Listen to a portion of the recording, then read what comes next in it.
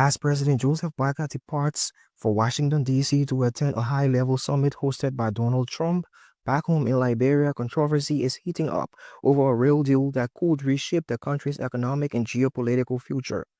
Trump ally Laura Loomer has raised red flags, accusing elements within the U.S. State Department of pressuring Liberia to approve a deal that could hand strategic rail infrastructure to Ivanhoe Atlantic, a company recently rebranded from HPX and reportedly linked to Chinese interests. At stake is control of the Yekepia to Buchanan Railway, an $800 million investment by ArcelorMittal, which employs thousands of Americans and heavily sources equipment from the U.S. Ivanhoe operates primarily in Guinea and is seeking access to Liberia's ports, raising concerns that the rail could become a gateway for Chinese-backed firms expanding across West Africa. Over the weekend, confusion reigned. The Boakai government announced plans to sign the agreement, only for journalists to be barred and later told twice that no signing had taken place. But reports suggest the deal was inked behind closed doors. The controversy has now reached Washington. High-profile Republicans are asking questions, and so are Liberians. Ivanhoe insists is a U.S.-based firm with no Chinese state-backed shareholders. But with over 50% of its ownership undisclosed, suspicions linger. Now, all eyes turn to President Boakai and the Liberian legislature. Will they approve the deal? And at what cost to Liberia's sovereignty and America's strategic interests in the region?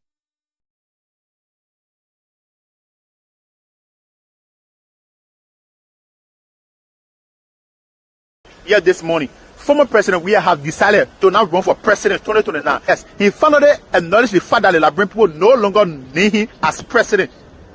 Yes, my Liberian people, you're listening to the video so we can continue the discussion. I want you to listen to what he said from his own mouth. His own self-mouth. This going Sunday. I cannot perform a certain duty when I'm old. And what I'm talking about in 2 years from now, I'm 57 now. Our retirement age is 65. I'm 57 now. 6 years from now, I'll be 163, and I cannot work for 2 years. So the best thing to do is to promote peace and prosperity for this country. So you're not going to drag me into politics until I reach or 90 years old, or 75 years old. So I'm just telling you, because right now, you know what we face with? Our parents that were in politics when we were young. Our 1 year old, when my uncle was in politics, some of them can't even walk. We're seeing how we can take them to the hospital to survive. So when they are 80, they are 90 years old, they still don't in politics. It's not me. I did not come to politics to hijack politics. I think the politics will play a part. I think the politics will play a part. Maybe you can say, well, I think he wanted to prove something. And then I will agree with you, yes, I wanted to prove something. And the only thing I wanted to prove, when people say that we are insignificant people, and I want to put them wrong to say that, no, we are not insignificant. Yeah, we may not have the same or possibility that you have, but every possibility that we got, we can make use of it. You understand? So, I will never be president. When God knows I will be president. I will not do nothing in Liberia. I will get no wisdom. But you can look around Liberia, you can see that my fingerprint is everywhere. So, we are not chasing, we're not chasing politics. No. Pray to God to serve. That's why I serve the national team, and that's why I was hoping to serve as president of Liberia. But like I say again, thank you Liberians that gave me the opportunity. Whether it's 1 time, whether it's 50 times, but I can guarantee you it's 1 time. It's 1 time because I have broken undisputed record. Yeah.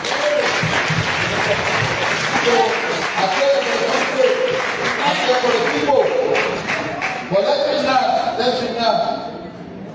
believe that because people love me, I'm going to be there for 90 to 100 years while children coming up to be leaders. I will not do that. If you're looking for me on that, just me. Well, I'm a vision of me on that. I vision them well. Because myself will be praying to God for the vision not to work. You understand? Because I need that for myself. I need that for my children. I need that for myself.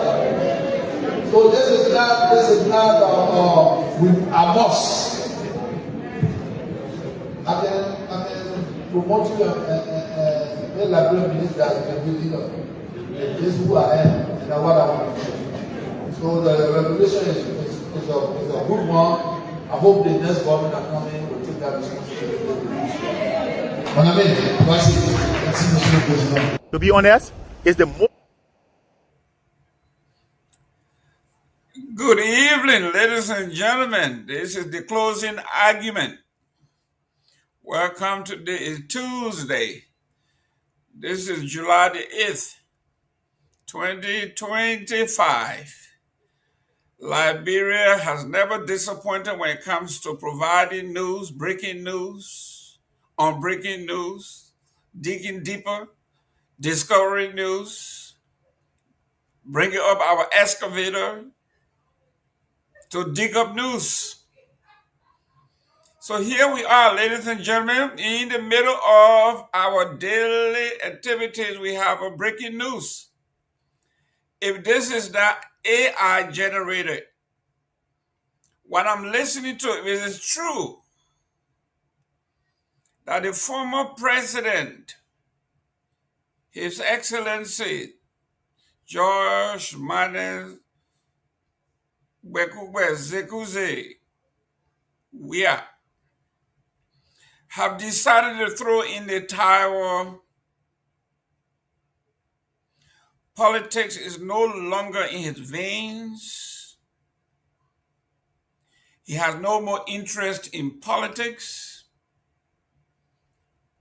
I see Peter White from Minnesota.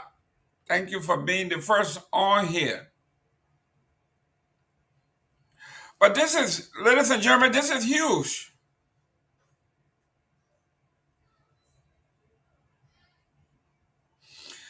Is he a politician? Is he talking and behaving like politician? Should we say, let's wait and see? 2025 is 4 years away.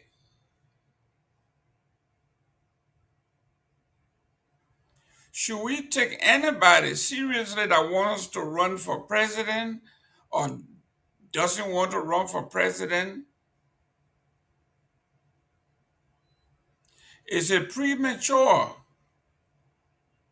Is this another political strategy?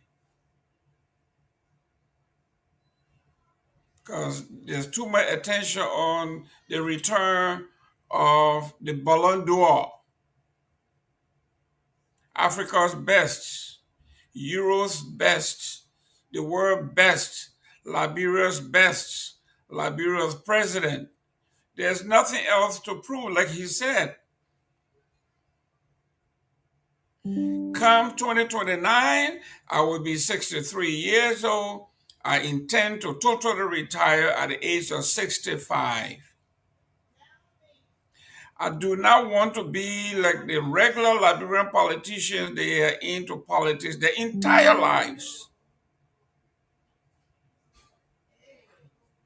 He does not want to be going to meetings where people are whispering in his ears because he has forgotten something.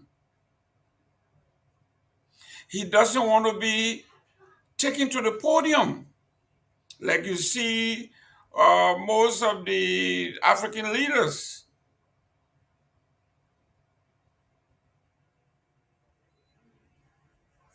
When you look at the likes of Paul Biya and the rest of the African leaders, they're literally being told, like the tow truck towing them to their podiums. You saw at the was it not the inauguration, but was it the State of the Union, the State of the Nation address in Liberia? President Waika was on stage, and people had to move closer to him, either gave him water or tell him what to do. That is not what this man said he wants to be. At that age, he wants to be relaxing in the Riviera or wants to be my neighbor here in Miami, enjoying the beautiful sunny skies of South Florida on his yacht, going to the Caribbean. We are 90 miles away from Cuba, from Havana. So this is what the former president is saying. I do not want to be like Joseph Boakai. I do not want to be like Paul Biya. And the list goes on and on and on and on. He wants to leave the stage at the apex. When ambitions are not starting.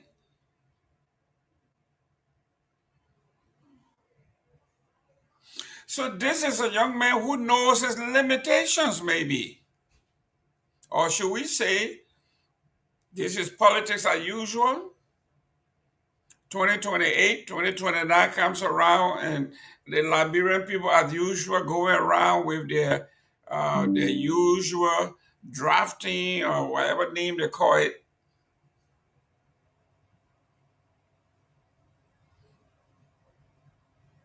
But we have many questions to ask. Like I'm saying, the show is going to be very interesting. There are several questions, like for instance, the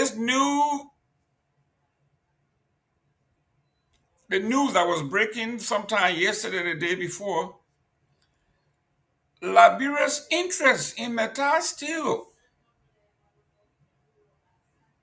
was 30%.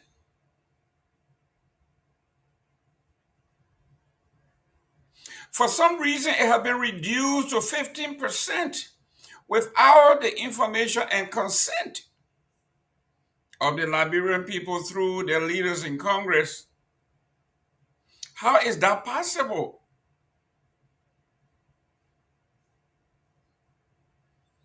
Who are the shareholders?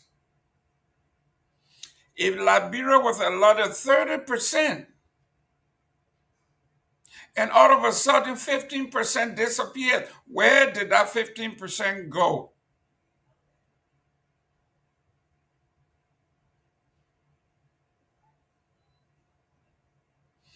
Is our legislative body corporate to what's happening here?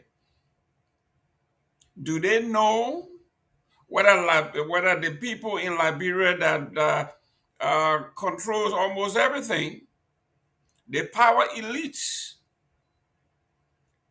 are they secret shareholders?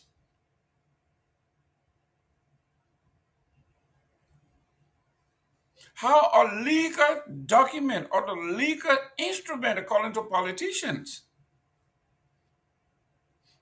gave Liberians 30% of the royalty on the contractual agreement.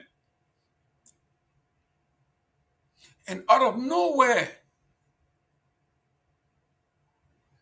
Metal says Liberia is now down to 15%. How is that possible?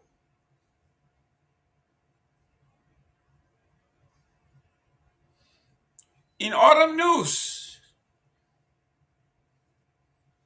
a document in our possession reveals that the ministries of finance, agriculture, education, the World Food Program redirected COVID-19 funds to homegrown feeding programs. The question is, what in the world is this asset recovery team we are talking about in Liberia? What are they doing?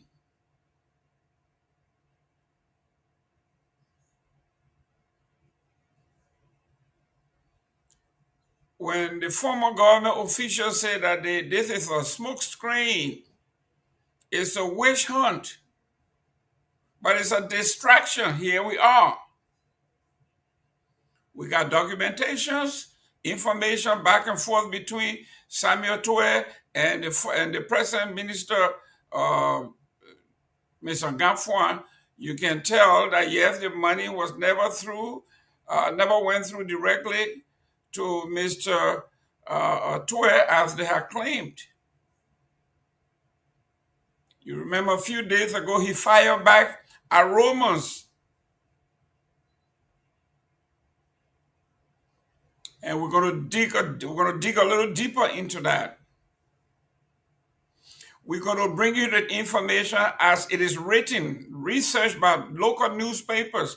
Today, our newspapers of choice will be Front Page Africa, the Liberia Investigators, and the Liberia Daily News or Daily Observers.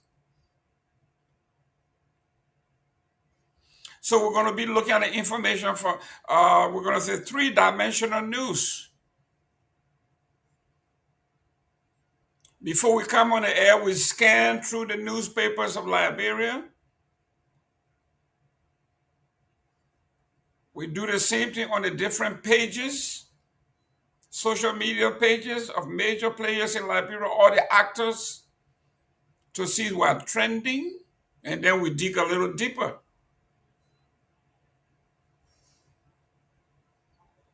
Okay. We are here also talking about a major development on the front page of the Liberian Investigator. The University of Liberia president flags overstaffing and academic fraud reform agenda at the University of Liberia. Dr. Lelai, president of the University of Liberia, has said one of the major reasons the university is struggling to meet its goal is overstaffing. Dr. Myean made the disclosure over the weekend when she addressed a town hall event known as the University on the Air. The program, run by the Liberian Media for Democratic Initiative, LMDR, provided the University of Liberia president an opportunity to engage in face-to-face dialogue with students and participants from various academic backgrounds, including other colleges in Monrovia. Dr. Myean recounted her first 100 days in office and the steps she is taking to confront the challenges facing the university, noting that not just President Joseph Boakai, but the entire Liberian public is looking to her to deliver meaningful reforms. Currently, up to 90% of the University of Liberia's budget goes toward paying salaries. Personnel costs take almost everything, the entire UL budget. Reminiscent of the Republic of Liberia, where the entire budget up to 90% goes to recurring expenses, nothing left for development. Hence, our offering basket. The president of the Republic of Liberia is begging everywhere for money. When USAID left the country was like an orphan crying. The president of the University of Liberia is saying, we are no different from the national struggles. 90% University of Liberia's budget goes to paying salaries. Personnel costs take almost everything, she said. People are complaining that the buildings are in bad shape or that there aren't enough chairs. They need to understand that nearly all the money goes to salaries. She disclosed that upon taking office, the university received $33.4 million from the national budget for 2025. Though she had requested minimum $41 million. $41 million to begin just the repositioning of the university. Minimum 41. They gave her 33. She wanted to bring the university at least up to par with some of the university, local colleges in the local area. Not internationally, but just to compete with the local universities in our sister countries. She needed a minimum $41 million to begin the process. They gave her $33 million. According to her, the university also suffered a setback after the U.S. Agency for International Development, USAID, ceased funding to support key programs such as public health and forestry education, leaving a significant gap her administration is now trying to fill. Can you imagine? The flagship university of the Republic of Liberia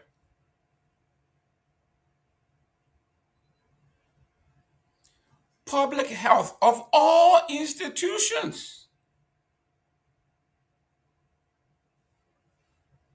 is left unfunded. Everybody you talk to about, when we talk about accountability, when we talk about the assets of Liberia, everybody talk about ecotourism, our forests, our diversity when it comes to this and that. The lady is saying here, those two department, health and forestry, are now without funding. We're going to delve into that. That's one of the issues I want you to take keen address of. When you are talking about University of Liberia decaying, molded, students sitting barely on chairs, the rain pouring in. The flagship institution that bears the name of the Republic, the University of Liberia, is broke.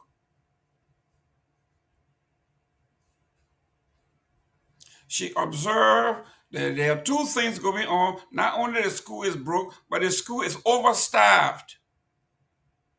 And she says in here, as of this coming semester, there will be no more bachelor's degree teaching at the University of Liberia. So if you were teaching a class, how can you have a bachelor's degree and you are teaching somebody acquiring bachelor's degree?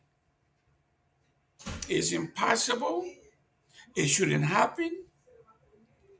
So if you are at the University of Liberia and you only have a bachelor's degree and you are an instructor, you will be laid off. You have to improve yourself. That's what she's saying here. This is the crux of the problem. Overstaffing. All the politicians send their brothers, their cousins, their friends, because they're working in government, so now they have the expertise to be a lecturer. Go teach at the University of Liberia. It is wrong. Bachelor's degree, teaching bachelor's degree, it is not right. and she wants to tackle fraud, and she using Mr. D. Cooper Doll or Doll Cooper as an example. These should not happen. People are getting fraudulent degrees. This is the reason.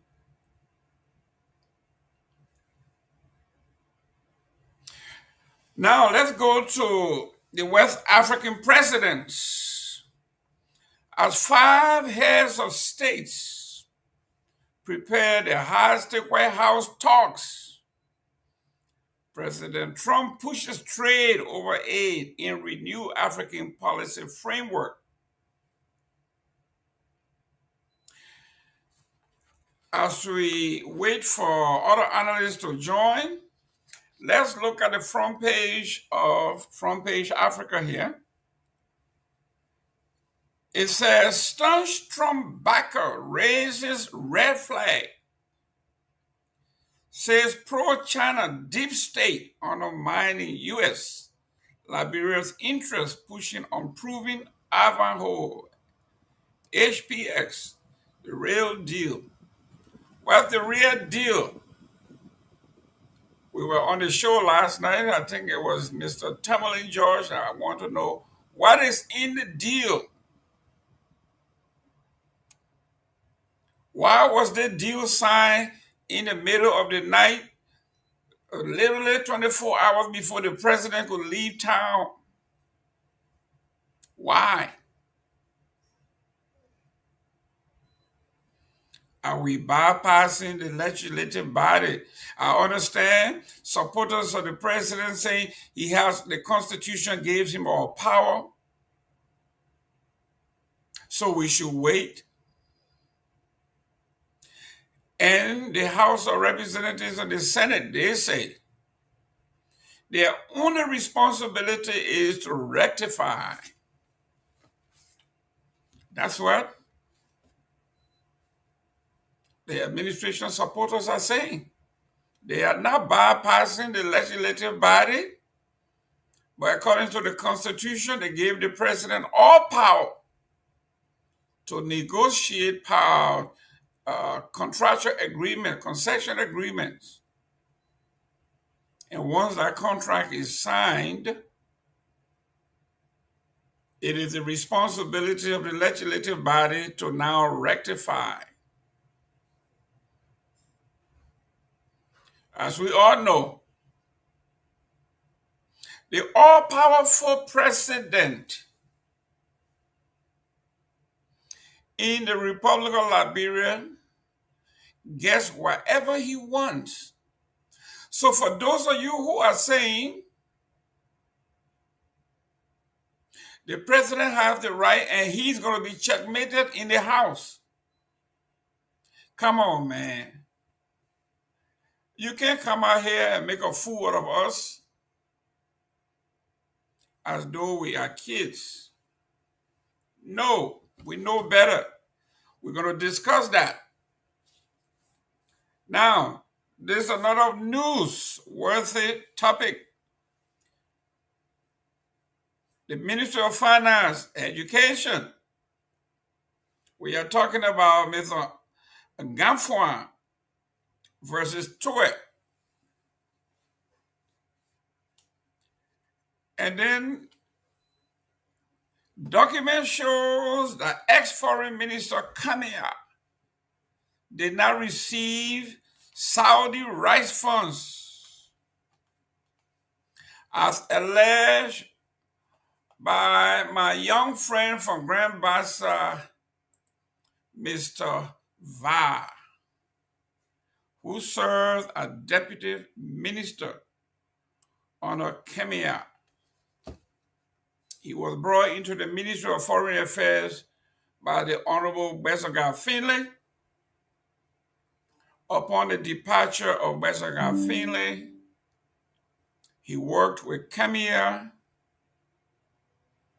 and now we are seeing this maneuvering.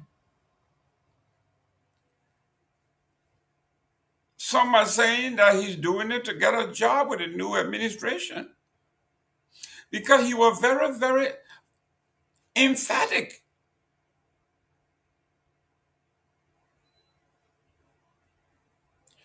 That millions of dollars from Saudi Arabia came through the ministry, and he knows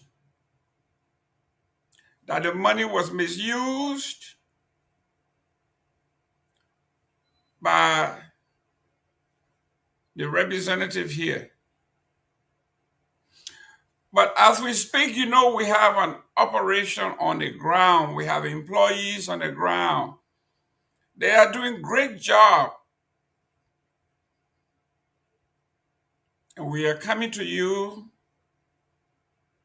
asking you for this July 26th. It's a tradition here. Every July 26th, our employees on the ground, our volunteers, whatever we collect here, at least it will make their day. So this is our Cash App information. Please donate. Our Cash App information for our July 26th gift to our producer and correspondent, hardworking daily guys on the ground is Cash App. $ TCA 2500. Zelle 856-676-5136. I hope the noise I'm hearing back there is chin-chin, chin-chin, chin-chin. Money coming in, chin-chin. I hope that noise I'm hearing back there is the cash register, chin-chin. And that's Sylvester bringing out that change. Bringing in chin-chin, chin-chin is coming in. What gonna change? The signal. I'm seeing the signal. All the change that Jerome come from you, my man. I'm hearing this. I'm seeing the signal. Money is coming in. Money is coming in. You got a diplomatic signal, right? Yeah. No, this was a financial signal. It's coming Financial signal. Yeah. From Twitter. No, guys, the money coming. Cha-ching. Ladies and gentlemen, welcome to this edition of the closing argument. With me is our progressive, Mr. Victor Nambe. Chief, how you doing there? Hey, Jerome, man. Thanks for holding the fort down. It is good to be here. Happy Tuesday to all. Sylvester, welcome, my brother, and welcome to our audience. Thanks for joining us. Share the show, please. If you don't want to share the show, don't watch us. We don't want you to watch alone. Share the show, invite a friend. Come on, let's make it company. Listen, like I said, this is the best job I've ever had. Because in other jobs, you have to look for your what is it? The gentleman say you got to fight for your living. This one, the news just keep falling in our laps. I mean, we don't even look for the news in our life. Bro, got so much news that we find problems sorting them out. Just before we got I think the difficulty is staying with the story and following through because the news is coming so fast and hard at you. You tend to move on from one story to the other, but there's some story that I think are so significant. We just have to remember to keep following through. But as to news story, you're right. Every day there's something happening. There's always something to talk about. The Honorable, I'm telling you, like today we got some of the things. Maybe we have to educate us because you have done so much educating here that it's not making sense anymore. How does a country like Liberia sign a concession agreement with Metal Steel where the Republic of Liberia is allotted legally royalty of 30%? And all of a sudden, some guy sitting somewhere said, either we just drop Liberia's royalty from 30 to 15% without consultation and consent of the legislative body. If we're going to believe this, the legislative body today, when they summon those folks, they are trying to tell us that these people unilaterally reduce our royalty from 30 to 15% without their consent. An educated man like Pewee or like Victor Nambwe, they want you to believe that somebody with an invincible hand reduce the nation's royalty from 30% to 15%. We're going to delve into that. Then Liberia secures a landmark $1.8 billion, right? That's what they're saying. They say thousands of jobs. But in February 23rd, 2024, we discussed here the Joseph Boycott people, this administration were up in arms, popping champagne. The HSP have given them a $5 billion contract that will bring in jobs of all kinds. And so quick information, that 5 million they were referring to, 5 billion. Sorry, 5 billion they were referring to was a deal that they should have gone through with the Guinean government some 7-8 years ago. It's an old dossier they brought us. That's correct. It's an old dossier. So that's correct. Listen, this deal, there's a lot of things, if it is uncovered, it'll be some problem. Serious thing. And I don't think if they did the due diligence before getting into this. Now, how much of that transit? Now, what is the detail behind this first and foremost? It is said that we're going to be receiving something like a transit fee. Yeah, for going through. Yeah, transit fee. And that from this transit fee, first and foremost, what are we supposed to learn from it? Now, is it that they're going to be paying $1 or $1.5 per ton? And then if that's the detail, what is it? And the Guineans themselves, this thing was not in the news. Now that it's getting in the news this way, there's information the Guineans are getting apprehensive and they want to know more details about this. Are you going to be spending 1.8 billion in Liberia when doing nothing? They're just passing the oil through them? And why you cannot? So, hey, the Liberian government will have to engage this they have to be very much circumspect as to how they want to do it, or in that there's no major policy decision in terms of this. It's going to backfire. It's not going to be a good thing for the government of Liberia. So we have to do. It's a good thing that you put on the kind of a deal to come up $1.8 billion. It sounds very great in the year, right? And that now, is it that they're moving this because the real, which we saying, talking about first and foremost, what's the percentage of something that they're going to be using to transport through that? ArcelorMittal already have 30%, 30, right? What is it they're going to have? And what is the amount of the quantity of real that's expected to leave from the Monaba side? That's the Monima, right? And that portion of it is close to Nima County. So what portion of it is going to be coming through the country? We haven't seen this thing yet. And the D just came out. Now, the information was first and foremost that they were trying to push my information I got. People from the Ministry of Foreign Affairs they were pushing from the backside of things first that the president should slow down on it. Most of the ministers agreed that the president is not going to sign it. But the Minister of Lands, Mass and Energy did sign this deal. Now, there was mounting pressure on the president himself to sign. I don't know if the president signed it. So we hope to see what's going to happen tomorrow here.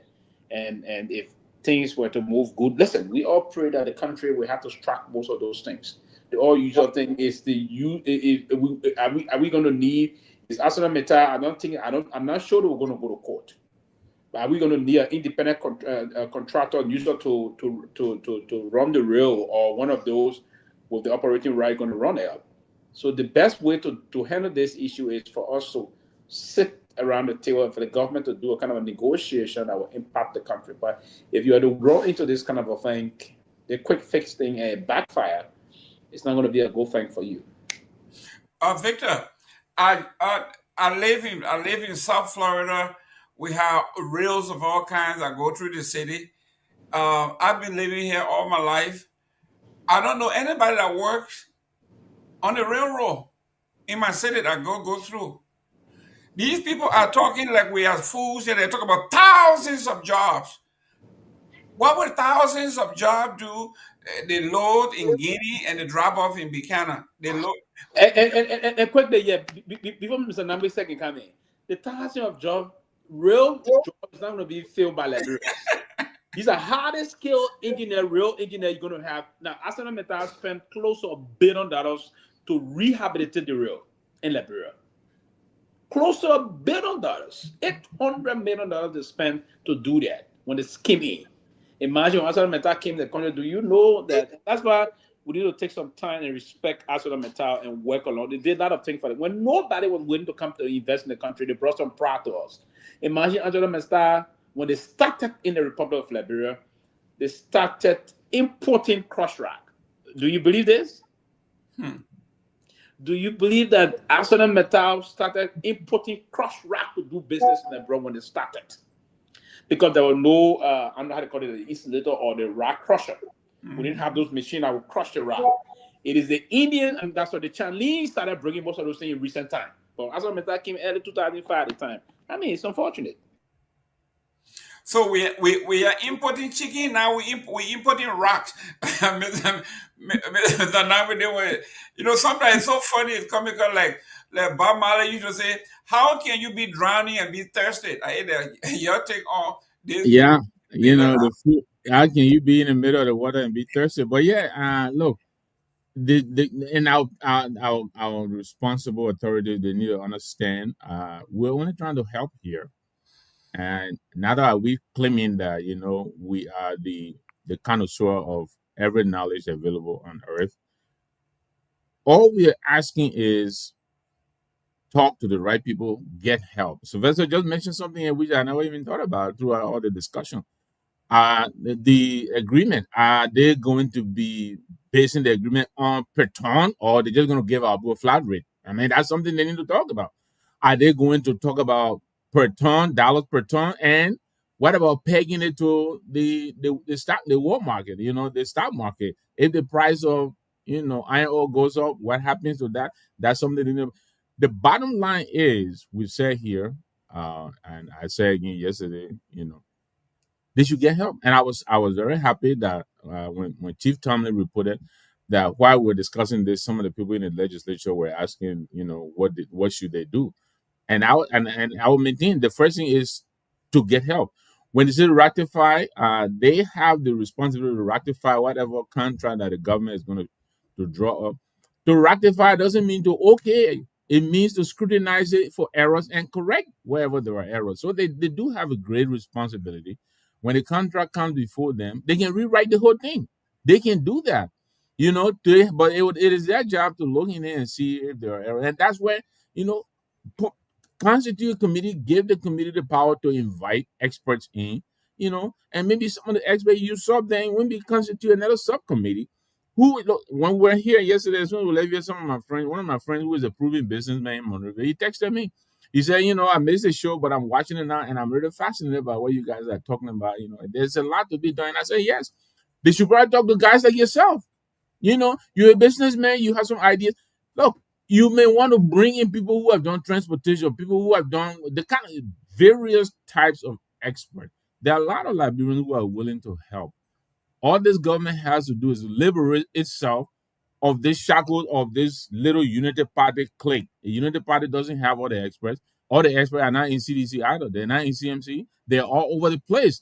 You need to draw from all strata of Liberian society, get the help that you need, so that you will draw this thing up so it will not be another fight soon where we get to put 99 years and we get probably nothing on it. We got a larger rubber farm. We can't even make slippers. You know, how about putting in the agreement, let Firestone attach a university, a college to the University of Liberia that will just teach people how to process rubber and sponsor that and have students draw a whole curriculum, students go through that kind of University of Liberia and do various things with rubber. That's something we hope Firestone would have had.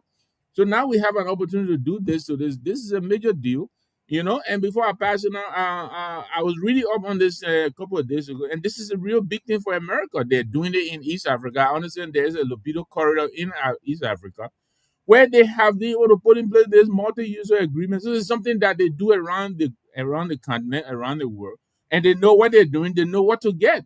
We can even go to that and take a look at how they did it and then correct some of the mistakes they may have made on that. But they have one of these in Angola that connects DR Congo, I understand, and Zambia and Angola to help, transport the mineral that they're getting. Some of the minerals that we have here. We have lithium here, we have cobalt, we have various minerals that they need here. And these are very strategic to American interests. In spite of all the cuts around the world, these are the places they are pumping money in. There was also the U.S. trade advisor who issued a statement on behalf of the U.S. government that they endorse what APS is doing. So now I'm convinced that's why the president is coming here, because this is a big deal for these people. We have to make it a big deal too. We have to make it worth our while. This is not aid. We're coming to the table now as equals. We have something that they want. They have something to offer. Let's get on the table and negotiate as equals. The government has to strengthen its position. It has to be, negotiating from a position of strength and knowledge. That's what we're saying. And, hopefully they've done that. But from what we're reading, where they're signing these things behind closed doors, dismissing the president, all of that, what is that about? What is that about? That doesn't portend good news for us. That's not good. They need to go back and redo it, and do it well.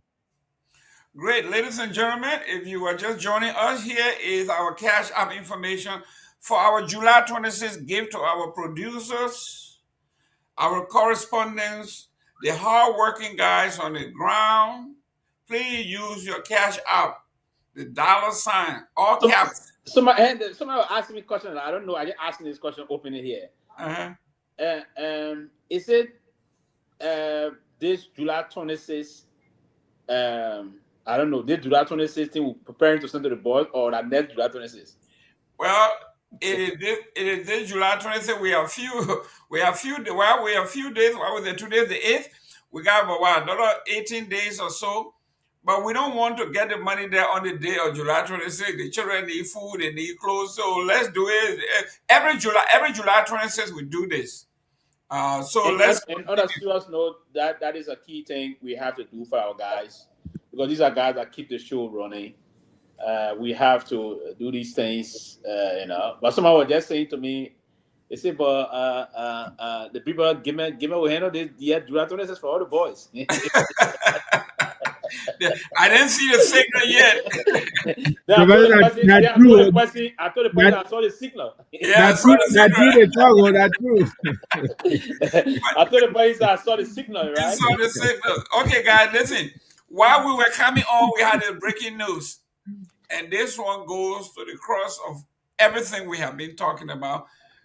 If it's not AI generator, the former President George Weah, in church on Sunday, I want to believe, announced that he is not going to run in 2029. He says he believes that you are at the apex of your energy. Is it AI? That's what I'm saying. I say if it's not AI, because these days you got to be very careful. It looks real, and it walks like a dog, but it may not be a dog. You never know. So, if what I saw. If a man is there, you could play that tape again. That have the president making that statement. If you can replay that, we will appreciate it very highly. But it's breaking news. The president said he's not running in 2029. He says at the age 2029, he will be 63 years old. And he believes in our system that at 65, you should retire. He will not be at the apex of his energy trend.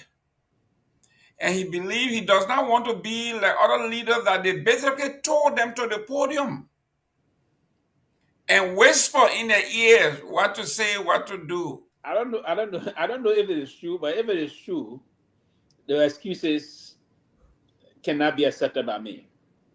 Right? He's a politician. I mean, come on. 63, nobody would 2 years, right? He's the athlete number 2. 65, 70, no money. We have competent 75. I mean, they agree he's around 75. He want to retire from politics. It makes some sense to me. 75, right? It makes some serious sense to me. But 63, listen, he's not.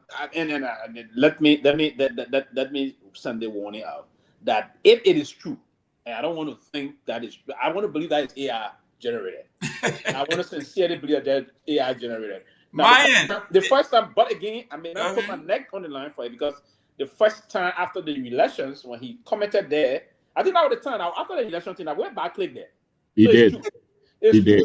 It's true. Sorry, I'm not recollected quickly. Okay. Now it's true, right?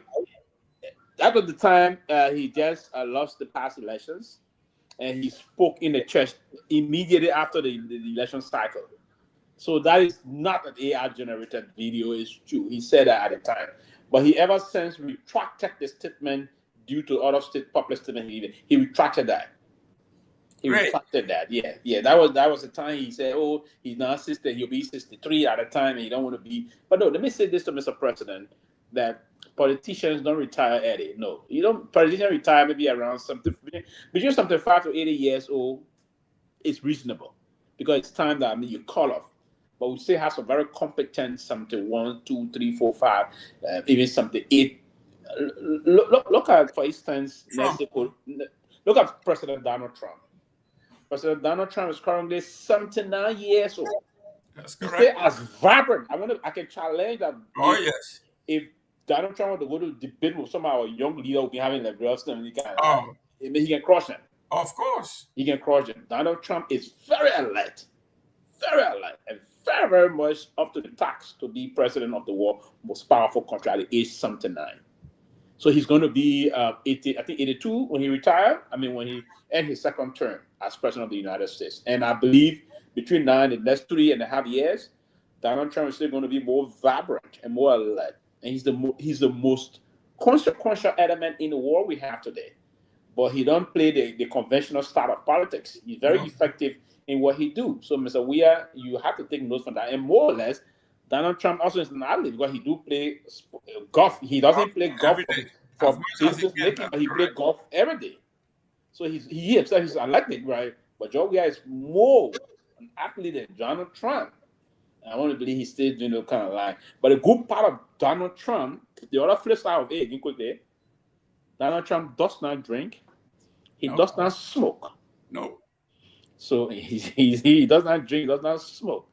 And I don't think we are smoke, but we are taking. Excuse me? I said I don't think we are smoke. Okay. Well, there are different kind of smoking now. I mean, I know that now, but I do know that he take in alcohol. Okay. For some to the Bible says even wine, alcohol is good for the soul, right? That's right.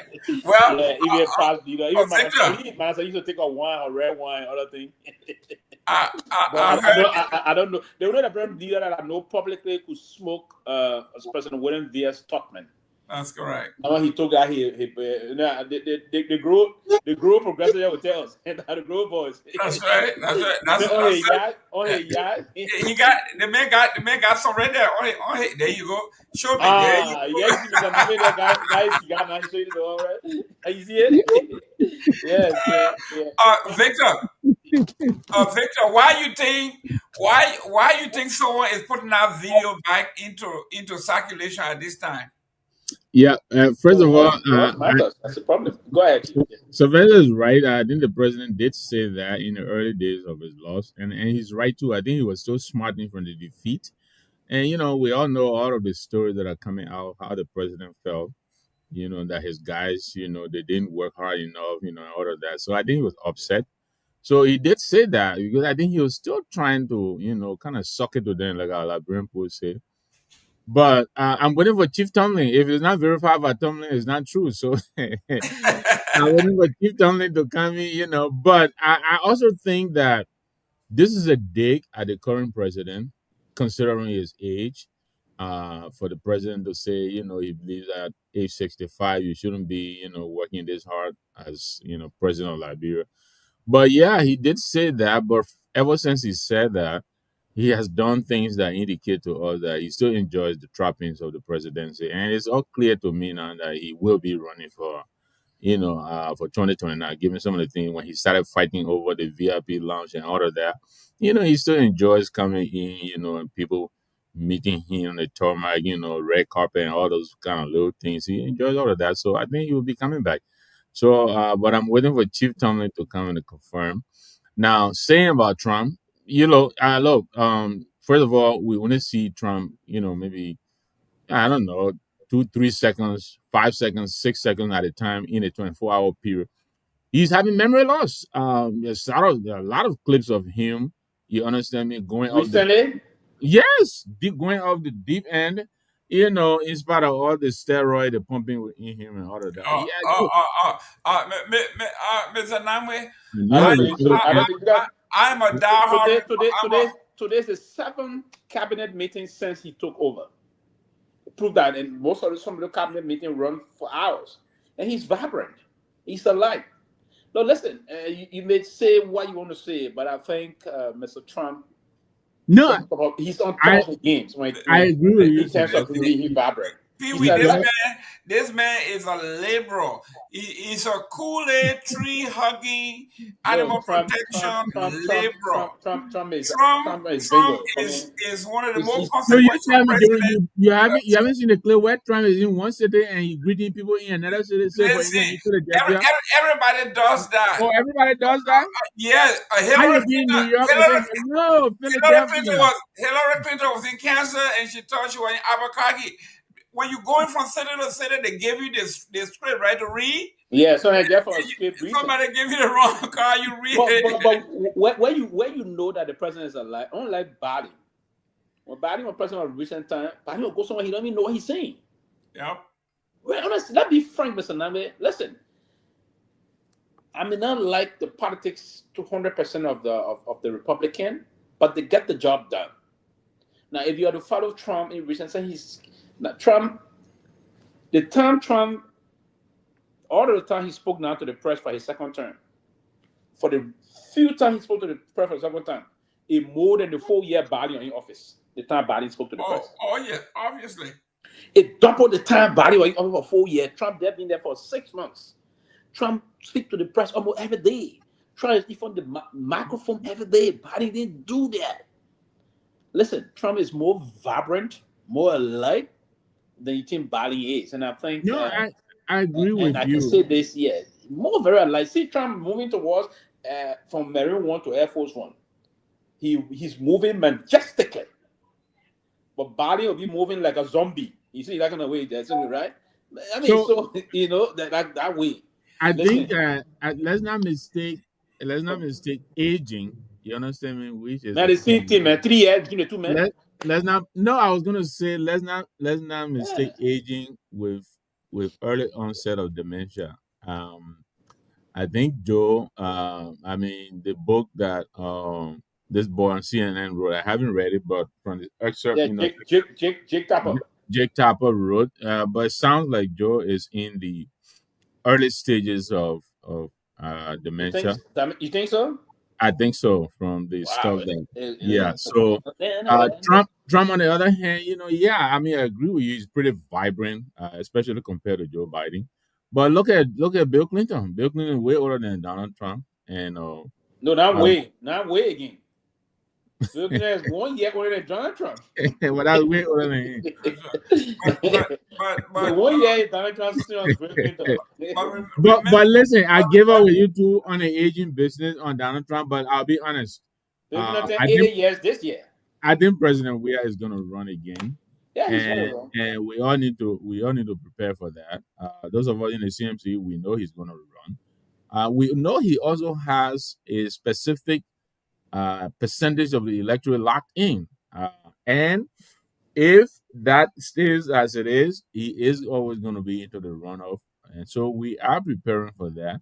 So what is going to be left is the rest of the percentage that he may not have locked in. That's what we are going to fight over, so that we get a lion's share of that percentage and run with him into the second round. The one thing we also know is he's bad at second round politics, the runoff politics. Yeah, he doesn't know how to manage whenever he's in a runoff, and we know he has failed in that. I think on two different occasions, and so we're making preparation for that. But as to the declaration, I think he's going to run.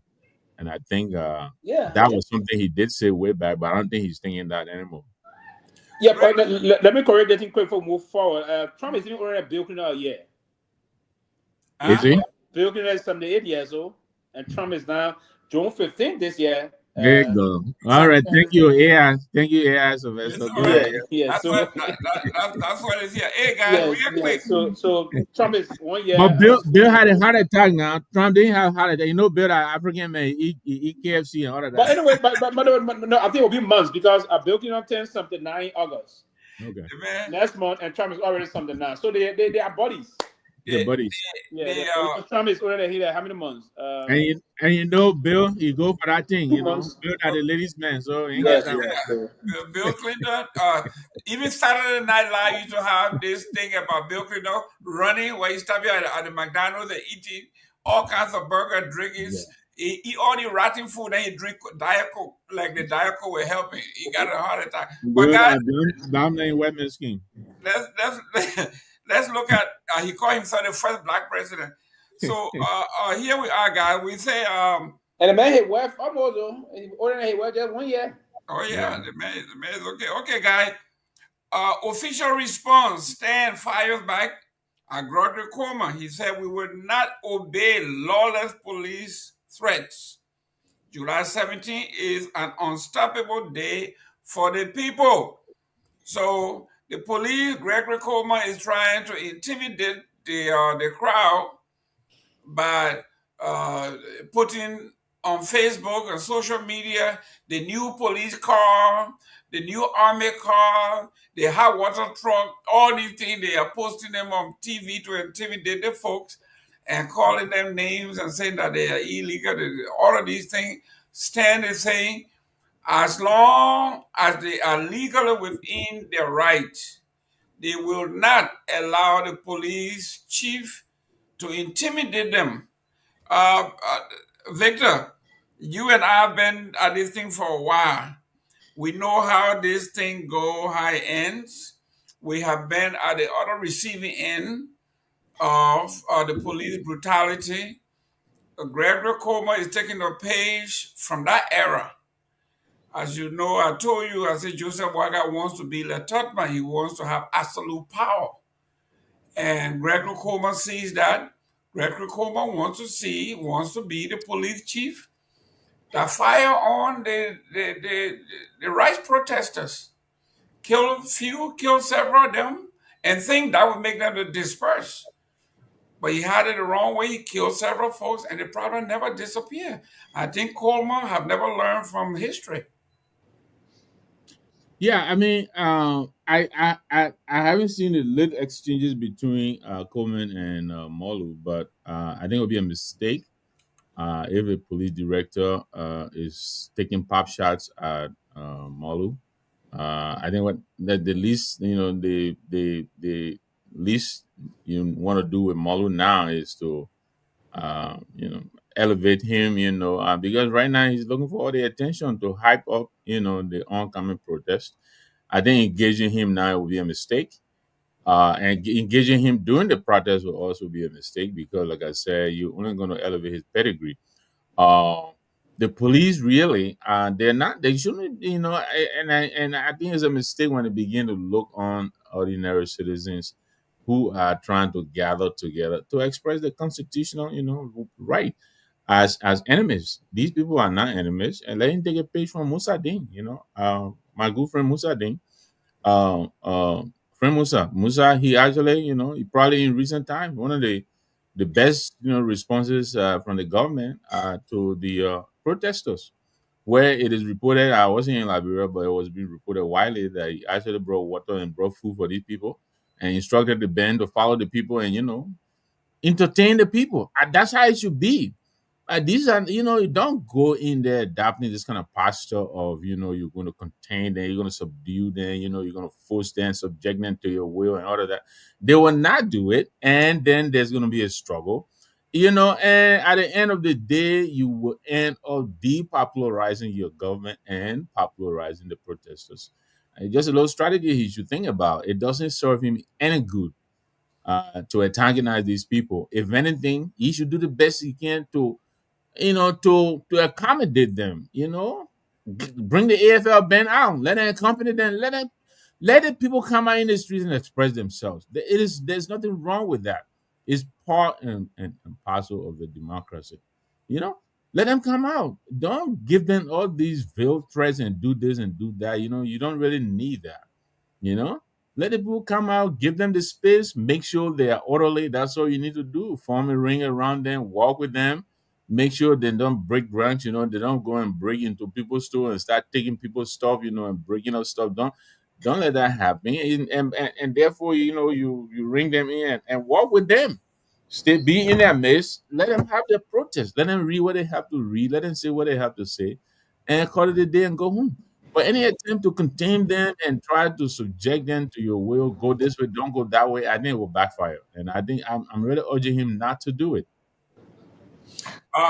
Pewee, for some reason, there's something intrinsically wrong with us.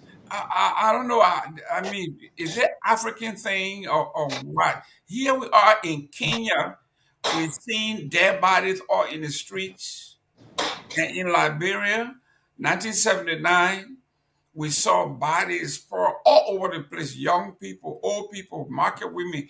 They just shot randomly and they killed people. And they thought the problem was going to go away because somebody told the police, when you shoot one of them, all of them will run. That's what they thought. And look where we are at this point. And Gregory Coleman, the name Coleman, the name, if this man doesn't understand history, the name Coleman, I don't know whether he's a real Coleman but whatever the name is, the name Coleman. Yeah, he's not representing that name right now. Coleman and his son were chased, shot, and killed by President Tubman because he said he wanted to run and dispose President Tubman.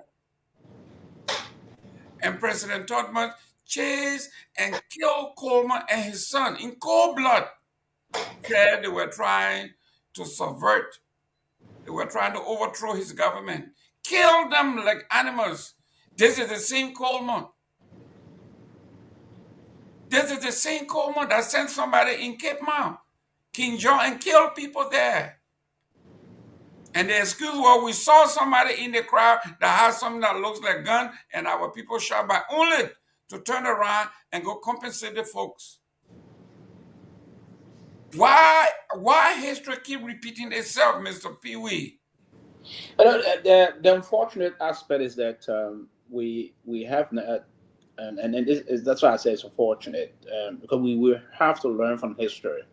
If we cannot learn from history, then we will keep making the same mistake over and over and again. And by that, the country will not progress in terms of changing the livelihood of the people of the country.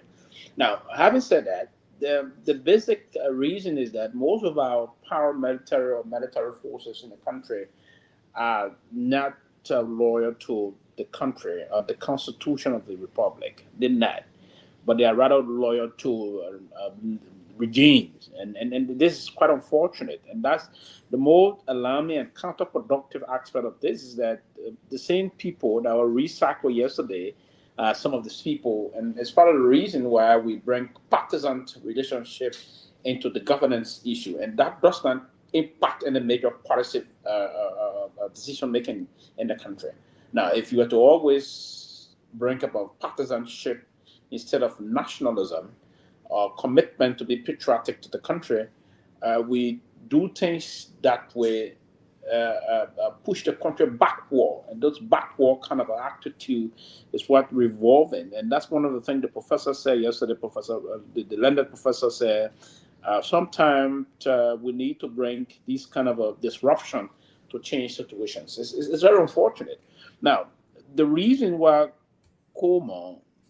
Gregory Coleman is doing what he's doing is to further justify the instructions, or to further justify his performance that is being considered by his boss, the president, right? So everything he's going to do is in keeping with what the regime or puppets of the regimes want him to do. Now, so most of those puppet masters, the puppet and the puppet masters, both will join in trying to perpetrate this kind of a situation against the people of the country. So what we witness in Kenjo, or what's been witnessing across in other areas of the students' community trying to protest for something reasonably within their constitutional right to express their grievances toward the constitutional authority. It's all meant to suppress free speech. It's also meant to send warning to them that we will come down hard on you if these things were to repeat itself. So it's not going to change, and it's unfortunate. And that's one of the reasons why folks in this kind of a rogue regime or regime that are suppressive will always appoint this kind of a people that will just do the bidding for their leaders. And then certain reason. So Gregory believes it's the job that he's going to keep. He continue to behave the way he's behaving, and that thing. But other the way to change the line, we have to play by the rule of engagement. And by the rule of engagement is that the leaders, those that serve in those paramilitary institutions or military institutions, if you will, like those paramilitary institutions like the police, the immigration, the DEA, the fire service. So, do we have these people performing their statutory responsibility within the confines of the laws of their country?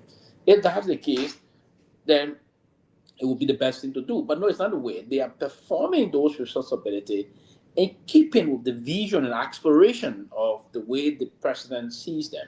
So, and that we're going to continue in that path if care is not taken. So, the best way to do that, we need a leader that will come and devote himself from personal activities versus allowing those that he appoints, all of his lieutenants that he appoints, to be loyal to the Constitution. So if the leader himself is loyal to the Constitution, took oath as he took to protect, he loyal to it and abide by it and confronting to the means of the Constitution, trust me, those behind him that he appoints will follow suit. But other than that, we're going to be in this for a very long haul.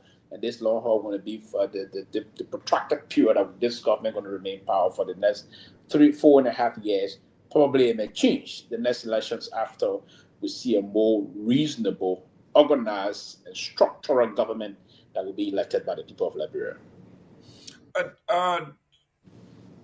that way, under the Guar government, they were so liberal to the point where at some point you felt like there were no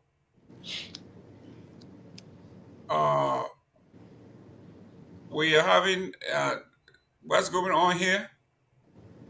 Hey guys, in the background, we're seeing Truth FM, Sports FM, Real TV ad. They just changed the graphic work behind it. That's some. Yeah, guys. I mean, can you see me? There's some. Yeah, I can see you. I can see Mr. Nangbe. Can you see me? Nope. My screen is totally blocked. I don't see any of you. I only see myself. I don't see any of you. Oh, but then I see both of you.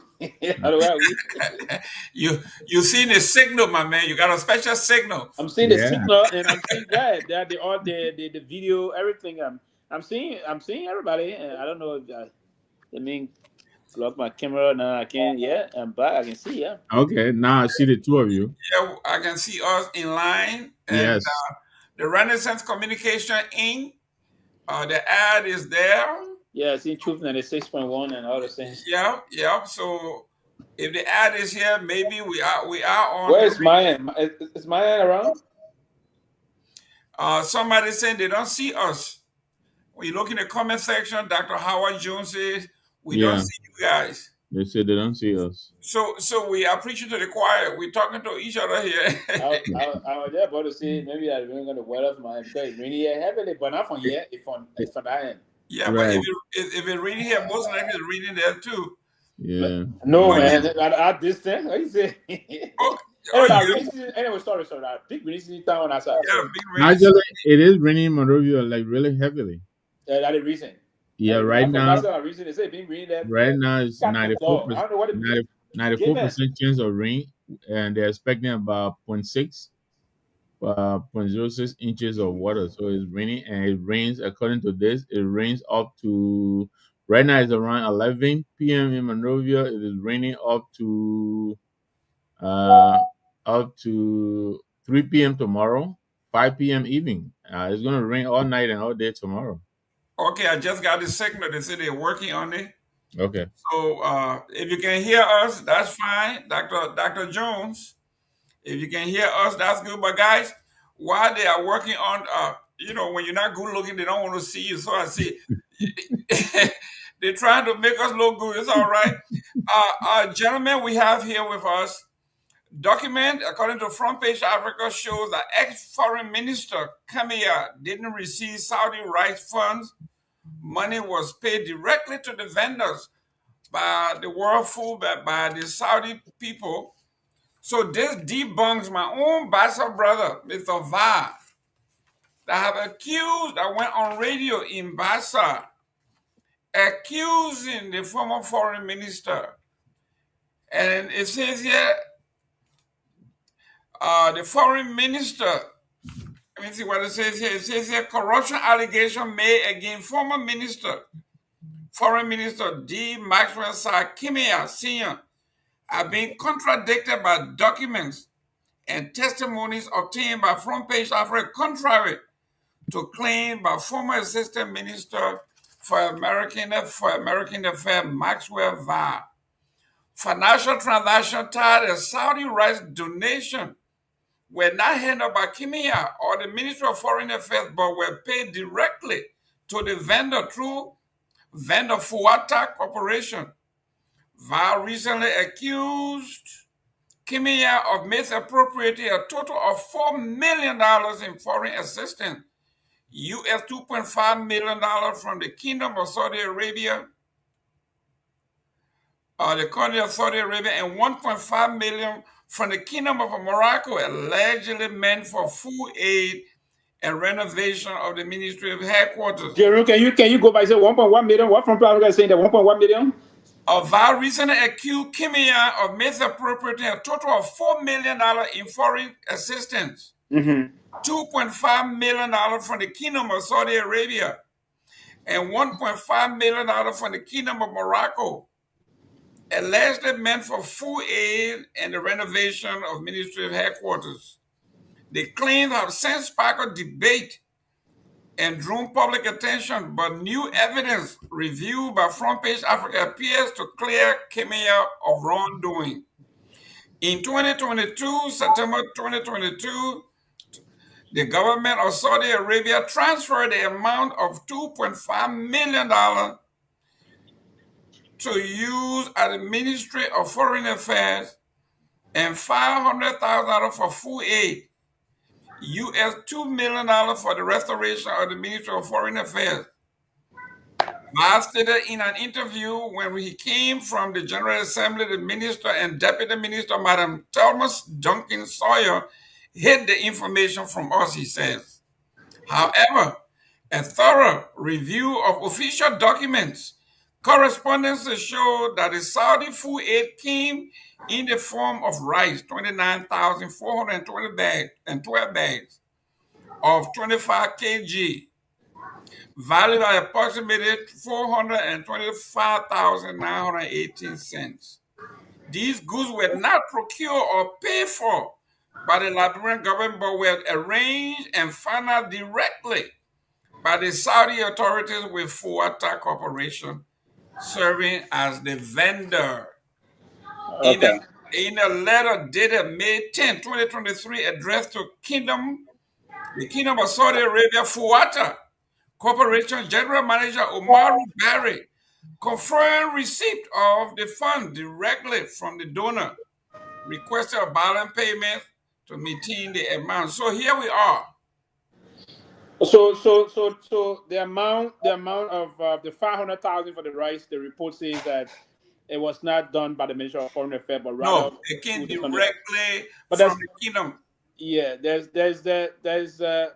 and sometimes I'm trying to get Va to get his side of it, because if the news report is trying to debunk what he said, is troubling.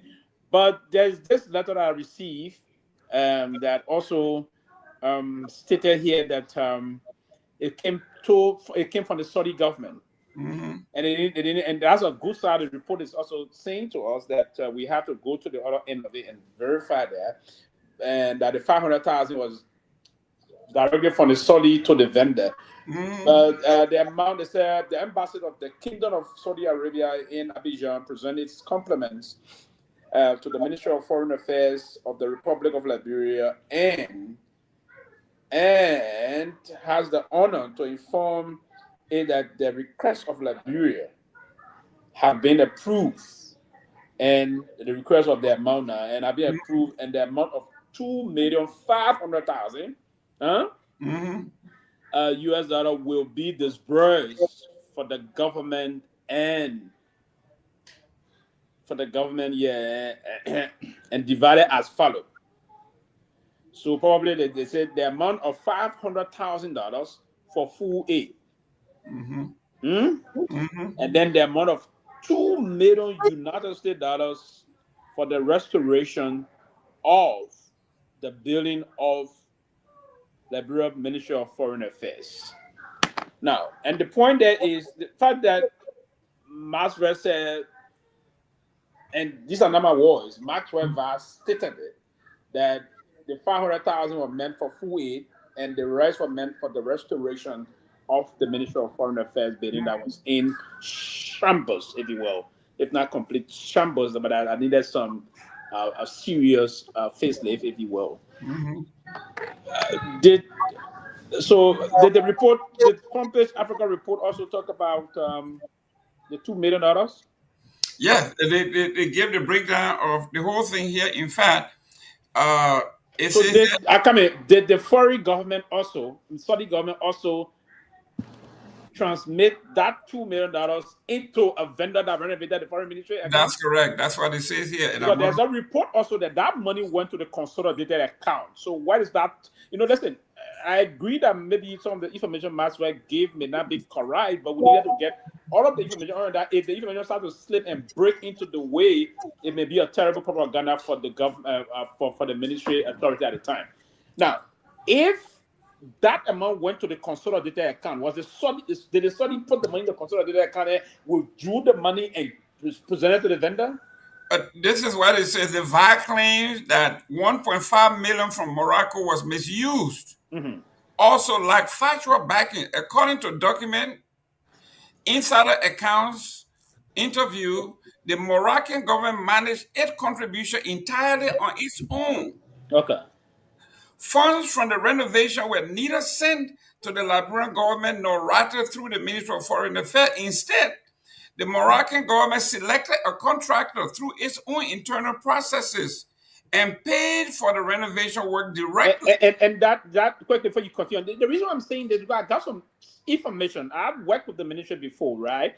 So with that issue about the Moroccan government, to be honest here speaking, I was at the time I have just returned. I was in and I attended a meeting that the Moroccan government did send a delegation to the Ministry of Foreign Affairs, and there was this guy that came to do the inspection before they can resume construction work. And I can vividly recall I did the interpretation because he spoke French 100%. Then he spoke French. I did some interpretation there between he and the minister then. So yeah, I can attest to that aspect of the report that the Moroccan government sent engineer that came in because we went upstairs on the 6th floor, toward the entire 6th floor where the president used to be office. The office of the president was hosted at the time, and then we toured the 2 elevators also that they sent out to what would do the elevator. So yes, that I can speak to. I would agree because someone came from Morocco, engineer, to do that assessment. It was the basis of that assessment report that the Moroccan government received and the movement. I was not there now when the renovation started, but yeah, that is a point. So you rightly answer that aspect, and I can speak to that the Moroccan government did send a representation and we interacted. I personally interacted with that fellow also. Now, the $2 million from the Saudi government for the restoration of the ministry, what happened to that? Because it was part of Maxwell claim also. Yeah, it says here all renovation projects, whether funded by Saudi Arabia or Morocco, were visibly completed and officially celebrated during the January 17, 2024 dedication ceremony. Then President George Nyenwolo presided over the ribbon cutting, Okay, Chief, let me hold you there again. So that means that I'm telling us as to how they used the $2 million for the restoration. The $1.7 million from Morocco, yes, the Moroccan government found their own contractor that I can speak to, and I think I saw the conversation. That's correct. They're not telling us where, because there's information also that the money, the $2 million, and it's $2.5 million. The $2 million, but now they're saying the Moroccan didn't send that other $5 million. They sent it straight to the vendor. But this is what it says here. On the matter of the alleged $2 million in Saudi funding for the Ministry for Renovation, documents show that any renovation support provided by Saudi did not pass through Kenya or the Liberia Ministry of Foreign Affairs. The renovation contract was handled by MDMC, a Liberian construction firm selected through the public procurement and who paid that construction firm?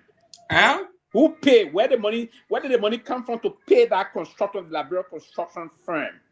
Through the consolidated account. I don't want to know that. It came from the consolidated account, or the payment came through the Ministry of Foreign Affairs account? Let me read it here. It says, on the matter of the alleged $2 million in the Saudi funding for the Foreign Ministry renovation, documents show that... I'm receiving some messages here asking me to ask these questions because we're not on the show. But the first thing you did that I confirmed that the Moroccan engineer that came, that's true. The Moroccan may have funded the renovation of the 6th floor, because the Moroccan took care of the entire 6th floor. Only the 6th floor the Moroccan took care of.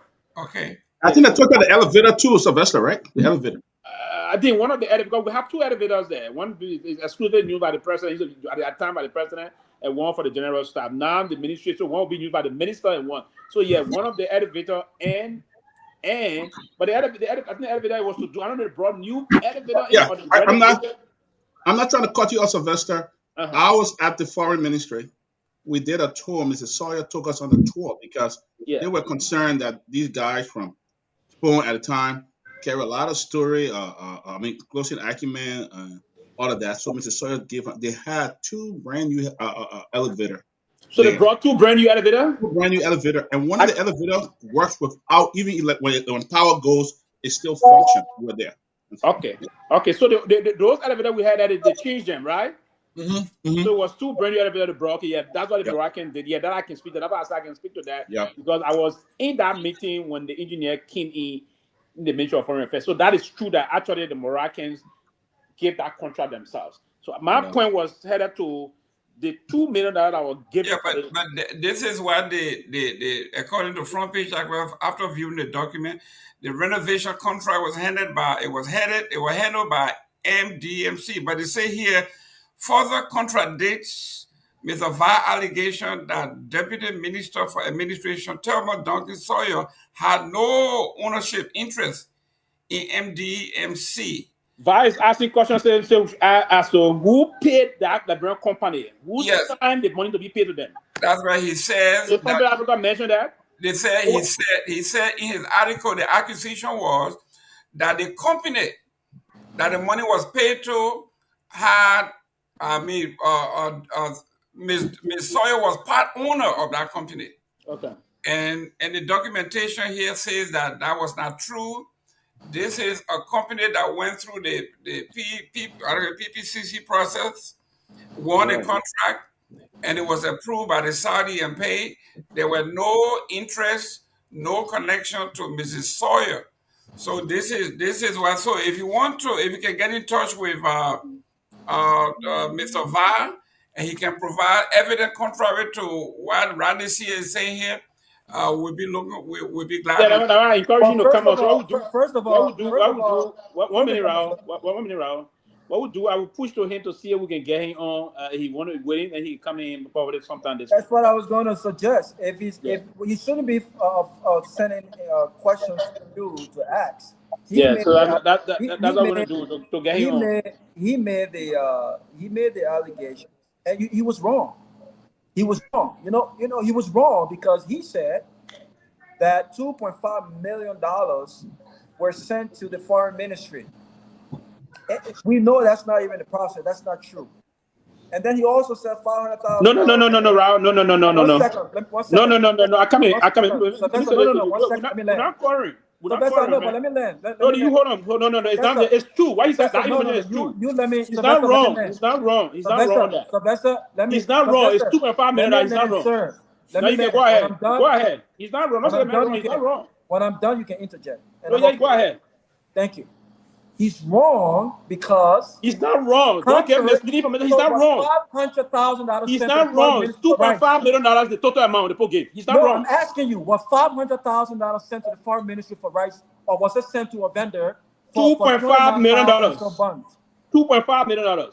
That's what I'm asking you. I'm not asking did the foreign ministry receive $500,000 to procure rights, or did the donation come directly from the Saudis? That's what I'm asking you. The communication that came from the Saudi embassy said $2.5 million to the foreign ministry. Okay. So that one will take that. We take that serious. So we take the communication is $2.5 million. If $2.5 million was sent to the foreign ministry, I'm specifically asking: did the foreign ministry receive $500,000 to purchase rights in aid, or did those rights come directly from the Saudi government? He said the Saudis sent $500,000, and the foreign ministry was the one who procured the rights. That's not true. That's not factual. And when this is not only coming from West Africa, the facts are there. So it's one thing to say $2.5 million went to the foreign ministry. It's another thing to say which of that amount was for rights purchasing and who did that. So he's wrong when he said $500,000 went to the foreign ministry and insinuating that the former foreign minister, but it's clear that he did not $500,000 about rights. The rights were purchased directly from the Saudi government. They did that themselves. The foreign ministry had nothing to do with it. This is factual information. And Mr. Bond knows this very well because he works in that particular ministry. I'm trying to figure out why did he just put that information out there as if $500,000 were used by the foreign ministry to purchase rights. Two, if there's any question about whether or not $2 million was spent on renovation,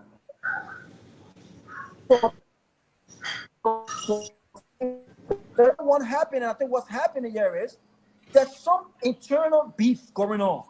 It's very, very clear. This happens all the time.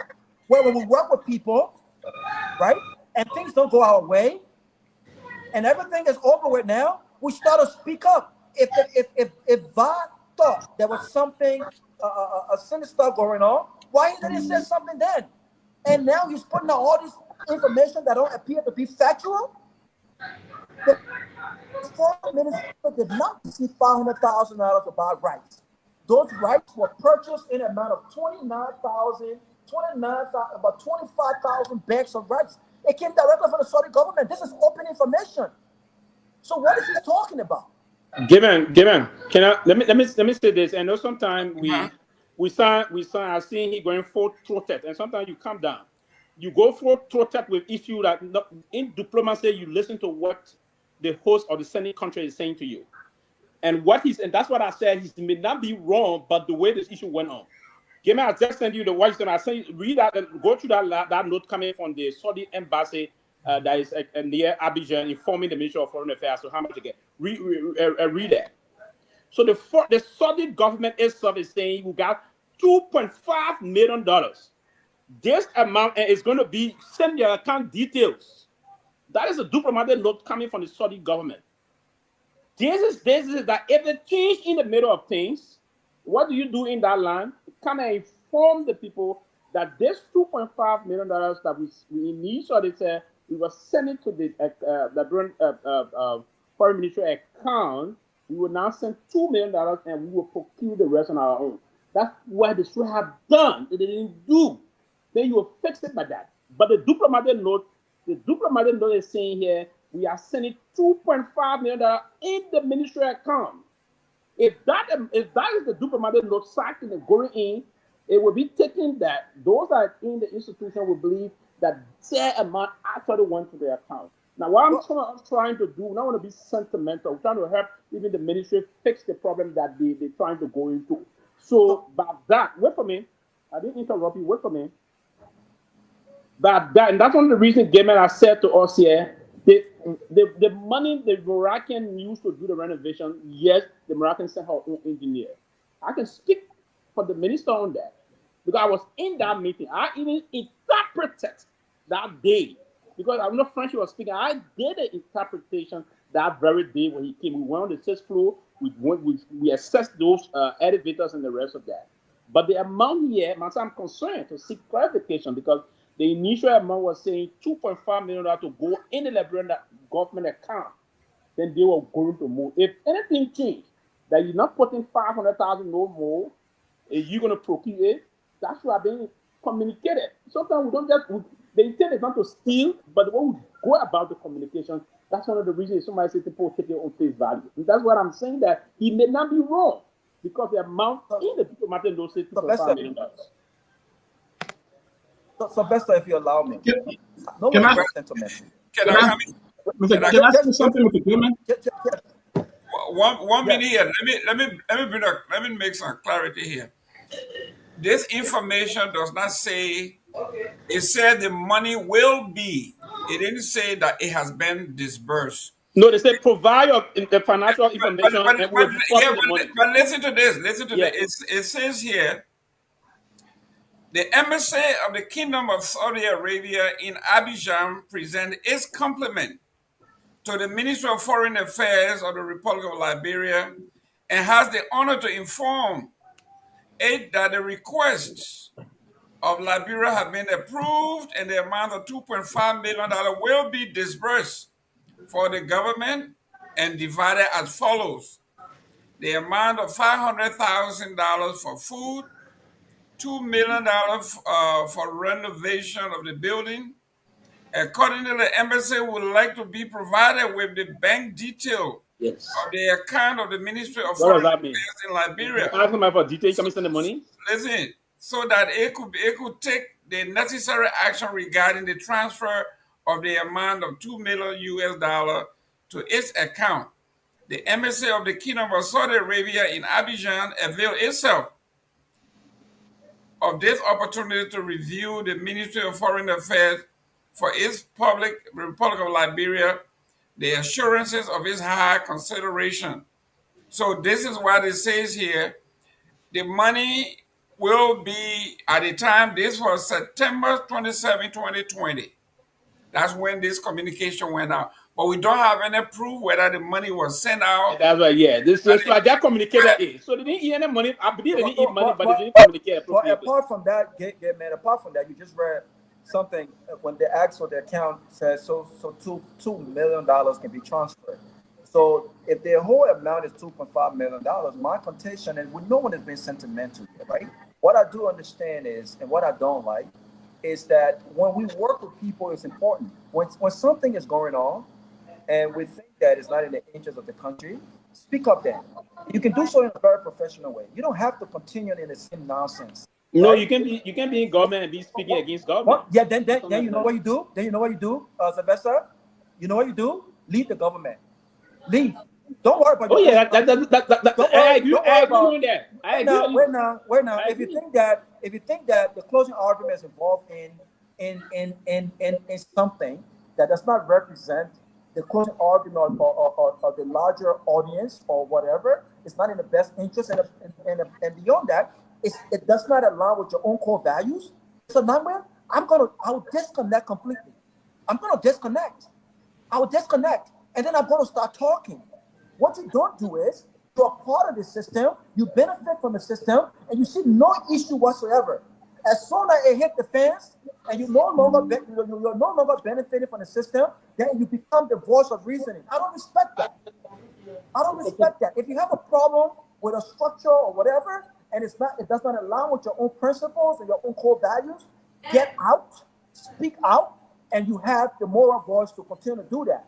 Clearly here, what I'm saying is, $500,000 did not go to the foreign ministry, and this for rice purchasing. It was procured and paid for through a vendor directly from the Saudi government. This is factual. The corporation and the vendor have clarified and confirmed that information.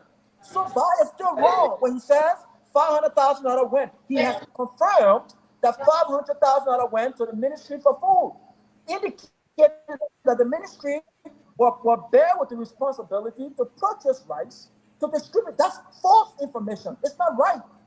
That's what I'm saying. So he should come on this platform so we can ask him some questions. He should send you questions back and forth. It's facts.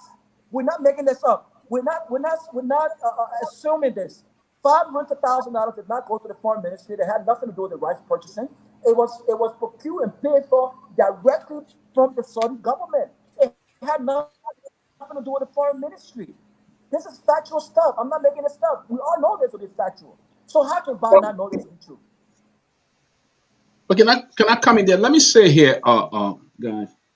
I think this asset recovery team, I think they need to do due diligence than just getting around here, arresting people, putting them in jail, without doing the due diligence. I don't think they are taking time to do what they need to do to gather all the facts, and that's why in this country we know the federal government. When federal government land a charge before you, you cannot deny, almost impossible to deny, because they take the time to do their due diligence. They have all the facts, everything done.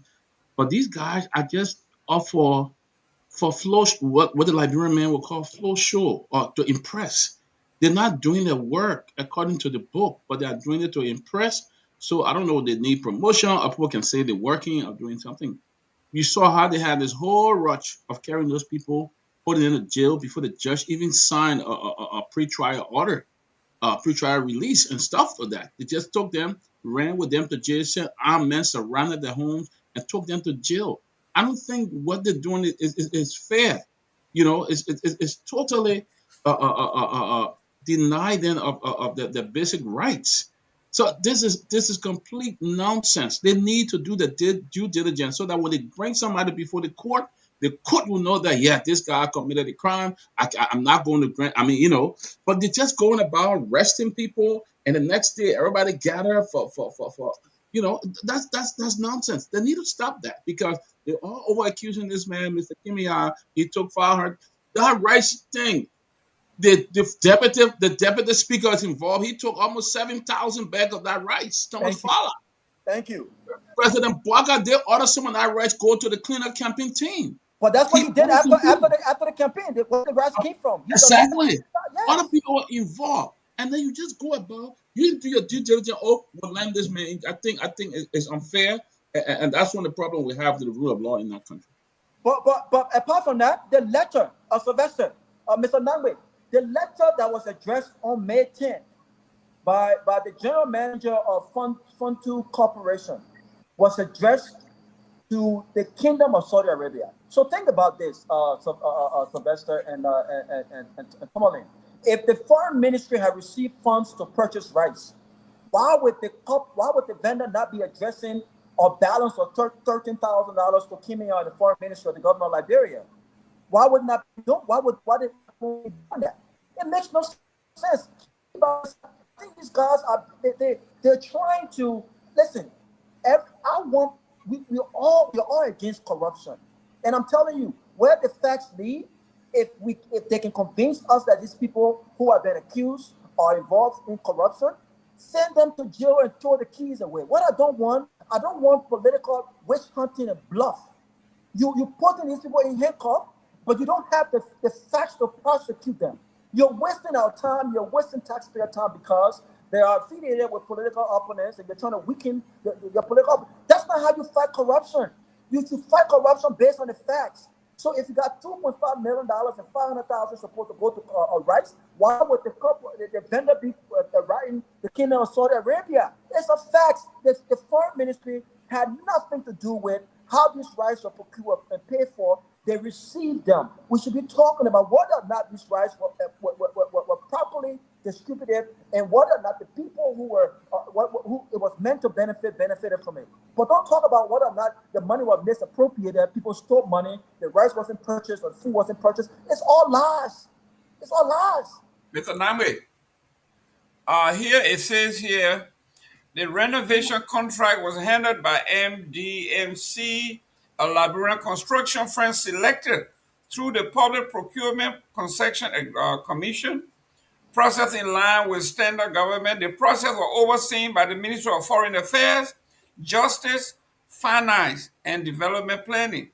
Documentation review by Front Page Africa showed that Myean was not a signatory to any financial instrument or contract related to the renovation and had no administrative role awarding any of these contracts. Furthermore, contrary to vast allegation, the Deputy Minister for Administration, Thelma Duncan Sawyer, had no ownership interest as claimed, and there is no record linking her to any procurement violation or ethical breach.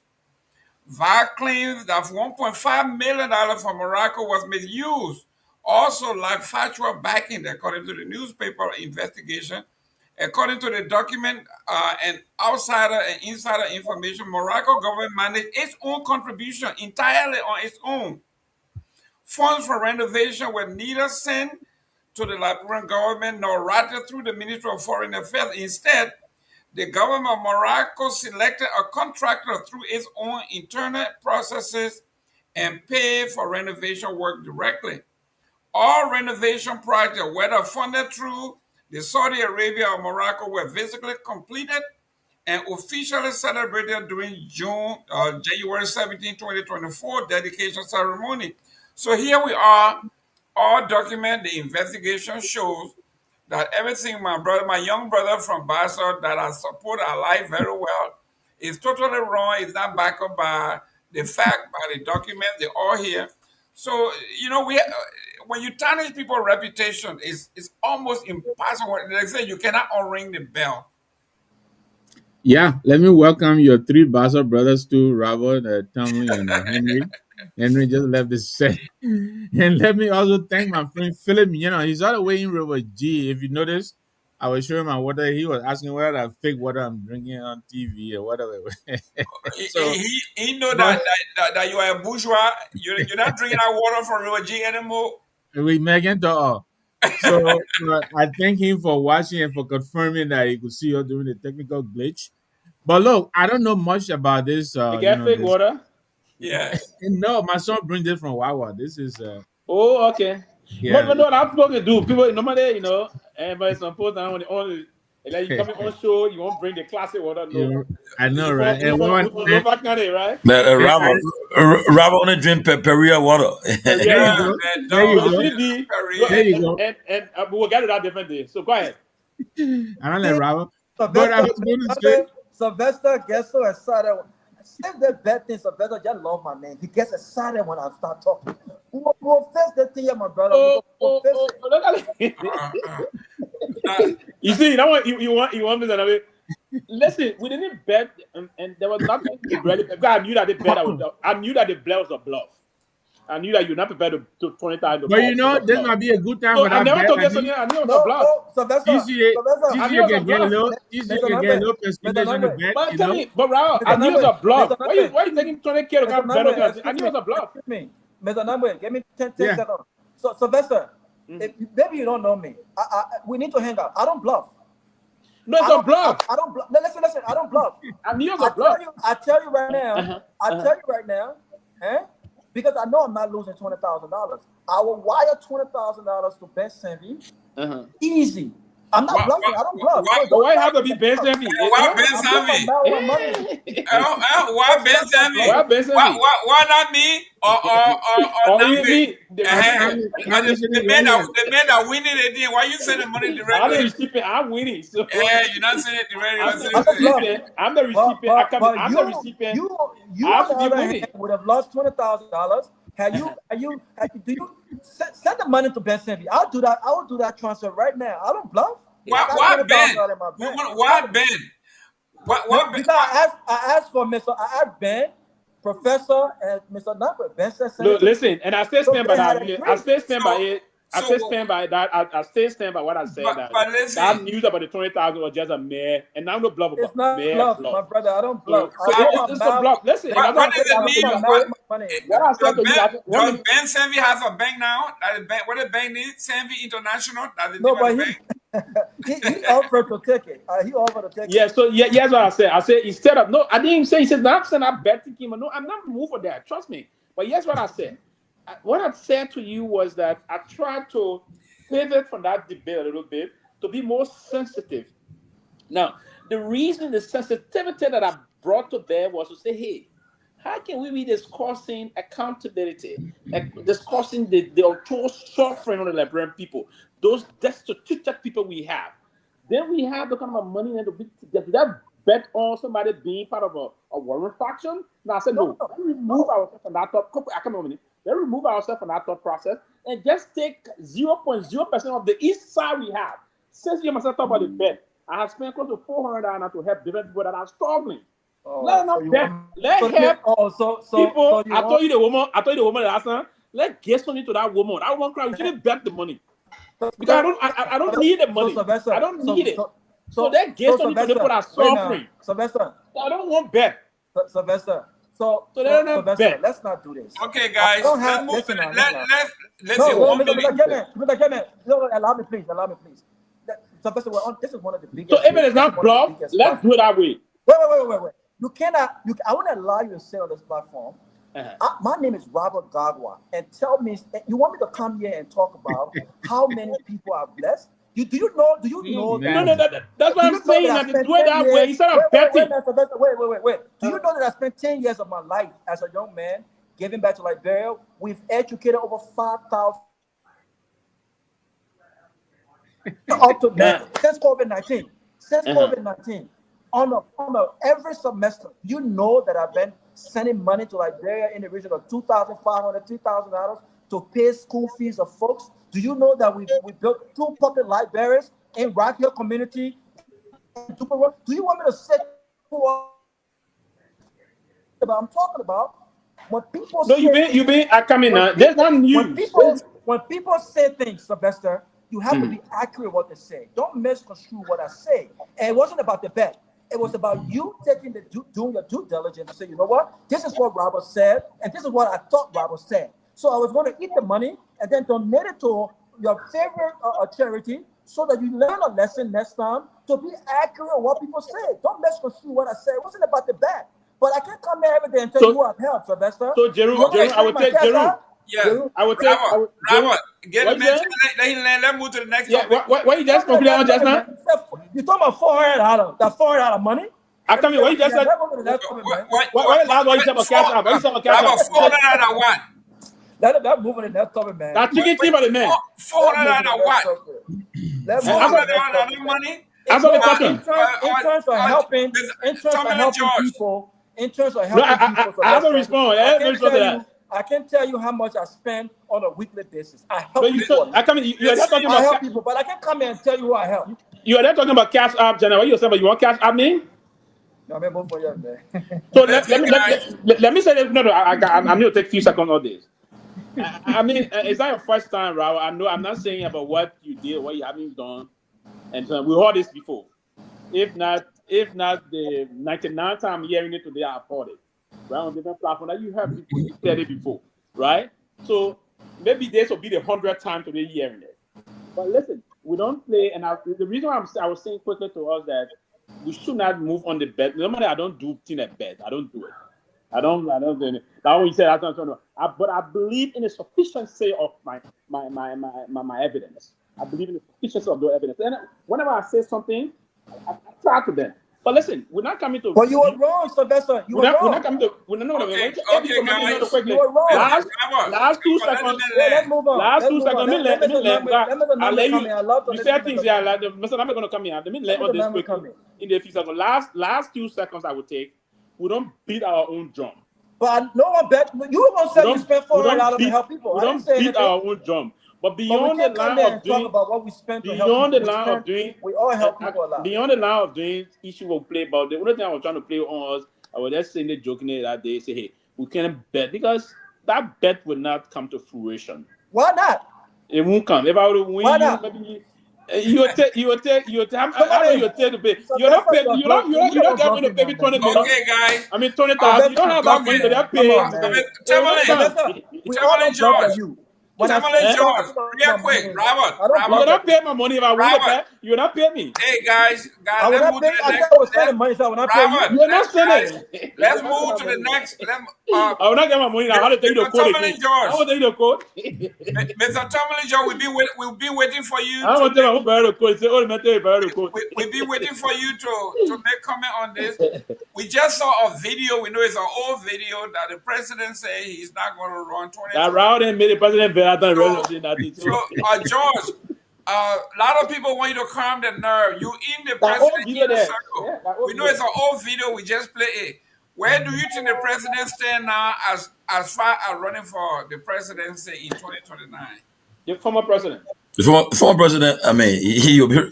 As far as I know today, he says he's running, coming back. What he says, in fact, I mean, that video you're talking about that people said that video was made right after the election in the church. Yeah. Yeah, and at the time he said it, but they had a rally. The CDC had a rally called I think the dude rally, right? Yeah. And you listen to his speech, he said, "We are coming back." He kept saying it, right?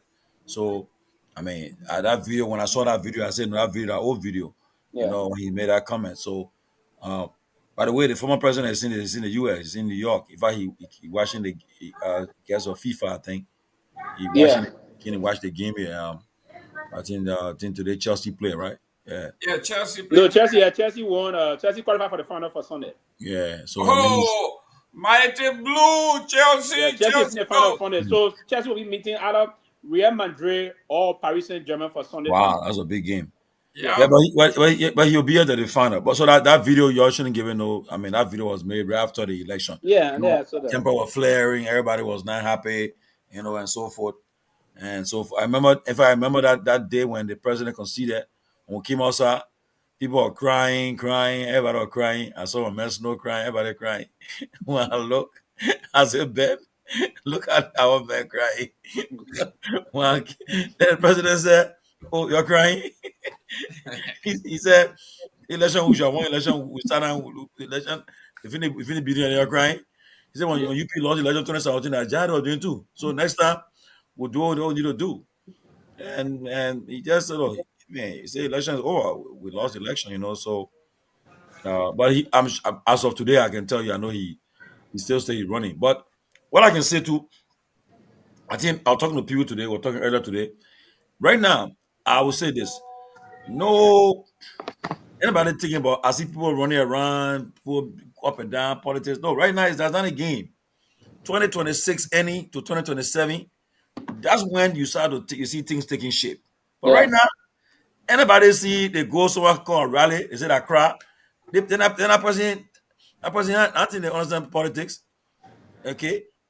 So, is it Myean talk all about some of the things I see happening in the last few days? People got to stop joking. When things take shape, you see what will happen. Things will change.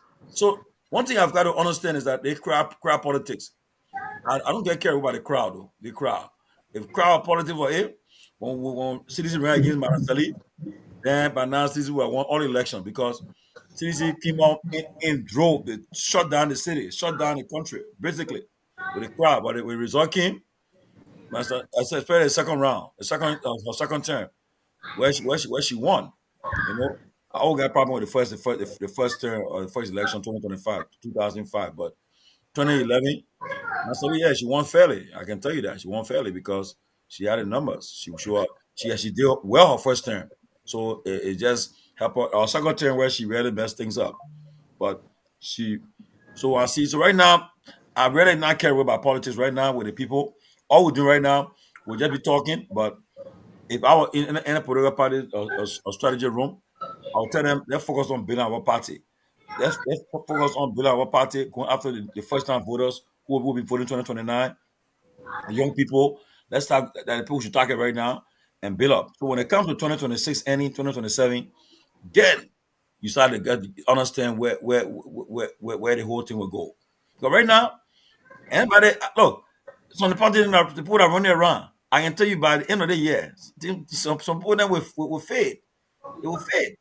You say that they're Vla, right? That's all we're just watching it. Because now you're a veteran, You've been in the team longer than other on us there. You've been understanding. You know exactly that how politics work. So I don't think I know you're not carried away by and then when you see things, you're not carried away. You just letting things flow. Which I know, Mr. Gamer too. You know, and you should all know that right now, nothing to carry anybody who say, well, the election will be held today. Because when it comes to that point, things will change. Because I can tell you, there are about two more parties coming to announce that they'll be giving the NEC certification. Okay, and you know there's a threshold before you launch you get a certified party. You might have about 500,000, I think, supporters or registered member of your party. I think setting a mind in each county. So people will still be forming parties just to get at that table. So right now, just to finally conclude your question, President Weah, as far as concerned as of today, I know he's running for 2029, as far as he said. Well, Great. thank you, Chief, for confirming that. I said that. I say if Tommy comes here and says otherwise, and then but I trust your sources, and it is not lost on me that you're talking about crowd politics after the crowd we pull in Banga recently, but it's okay. You Wait, can wait, go wait, your take poll. it. Take it. I didn't want to go there because there's people running around. He don't You want can one go, person. He you don't can want go ahead and one take it, person Dick. going. He don't want one person going around. You can go He's ahead. trying to say, But Musa I'll will be here. I'll I'll have to agree with you too. I think the crowd thing is just for bragging, really. And I think it's all about the ground game.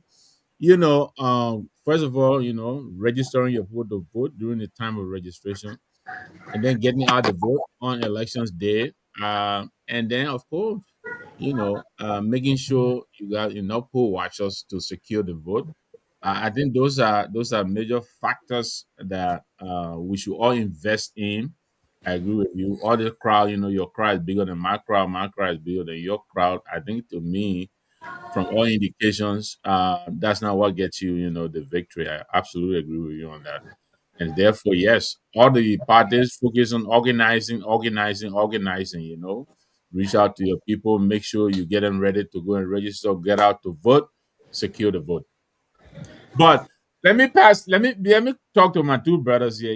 Right now we have fundraising. So this bet thing I break Man, on. thank you. Yeah, just give it a Thank you, man. yeah, Hey, come on, Bobby Popo, you man. Right now, we're trying to get these guys to have a nice Just a 26. 26. We just looking for Yeah. 26 money. So the kind of That, money that 20, Robert wants to that spend. 20,000. We don't want your whole 20,000. Just give us 1,000. We be good for the 26. Don't wait for. We don't want So, 20,000 here. We just want 1,000. Well, ladies and gentlemen, if you are watching the show and you are a fan of this organization, this platform, the people that make us look good every day, they are on the ground in Liberia. The young men, they go to places, even the motorbike that people donated. The roads are so bad, they need maintenance. Okay? They need everything. These young men need boots, they need raincoats, they need microphones, they need recorder, whatever they need it. But especially this 26, their children, their family deserve small things. So let's make their 26 good. Please make a donation to our Cash App. The information is right here for the July 26th gift. It's going directly to our producers and our correspondents on the ground. These guys make the news. They set up everything. When you see Myean to the courthouse or the Supreme Court running all over the place, he's basically doing it on his own. So at least we can show some appreciation. The cash out number here is the $ capital TCA 25,000. Is that what it is? No, 2,500. That's why it is 2,500. And the Zelle is 856-676-5136. Please do us a favor. Whatever you send is going directly to these young men and young women. Dr. Peabody, do we have any ladies on our staff on the ground in Liberia, or we have to recruit? Yeah, we just did a trial with Samson. In fact, Samson, the only person that get paid, but even up, we still in the deficit, have not paid him for a month. And Myean pretty much does things for. He's all over the place, and that kid is in school. He do a lot of. He does a lot of graphic, a lot of the internet, and all of that, and he just ruling. Basically, it has been the generosity of just people helping and stuff. So, if you guys want to help guys to keep up with You going in and we going in and out. We can't hear you. I say if the guys, Samson is the only person that we have on the staff. But even with that, we still owe Samson his 1 month salary.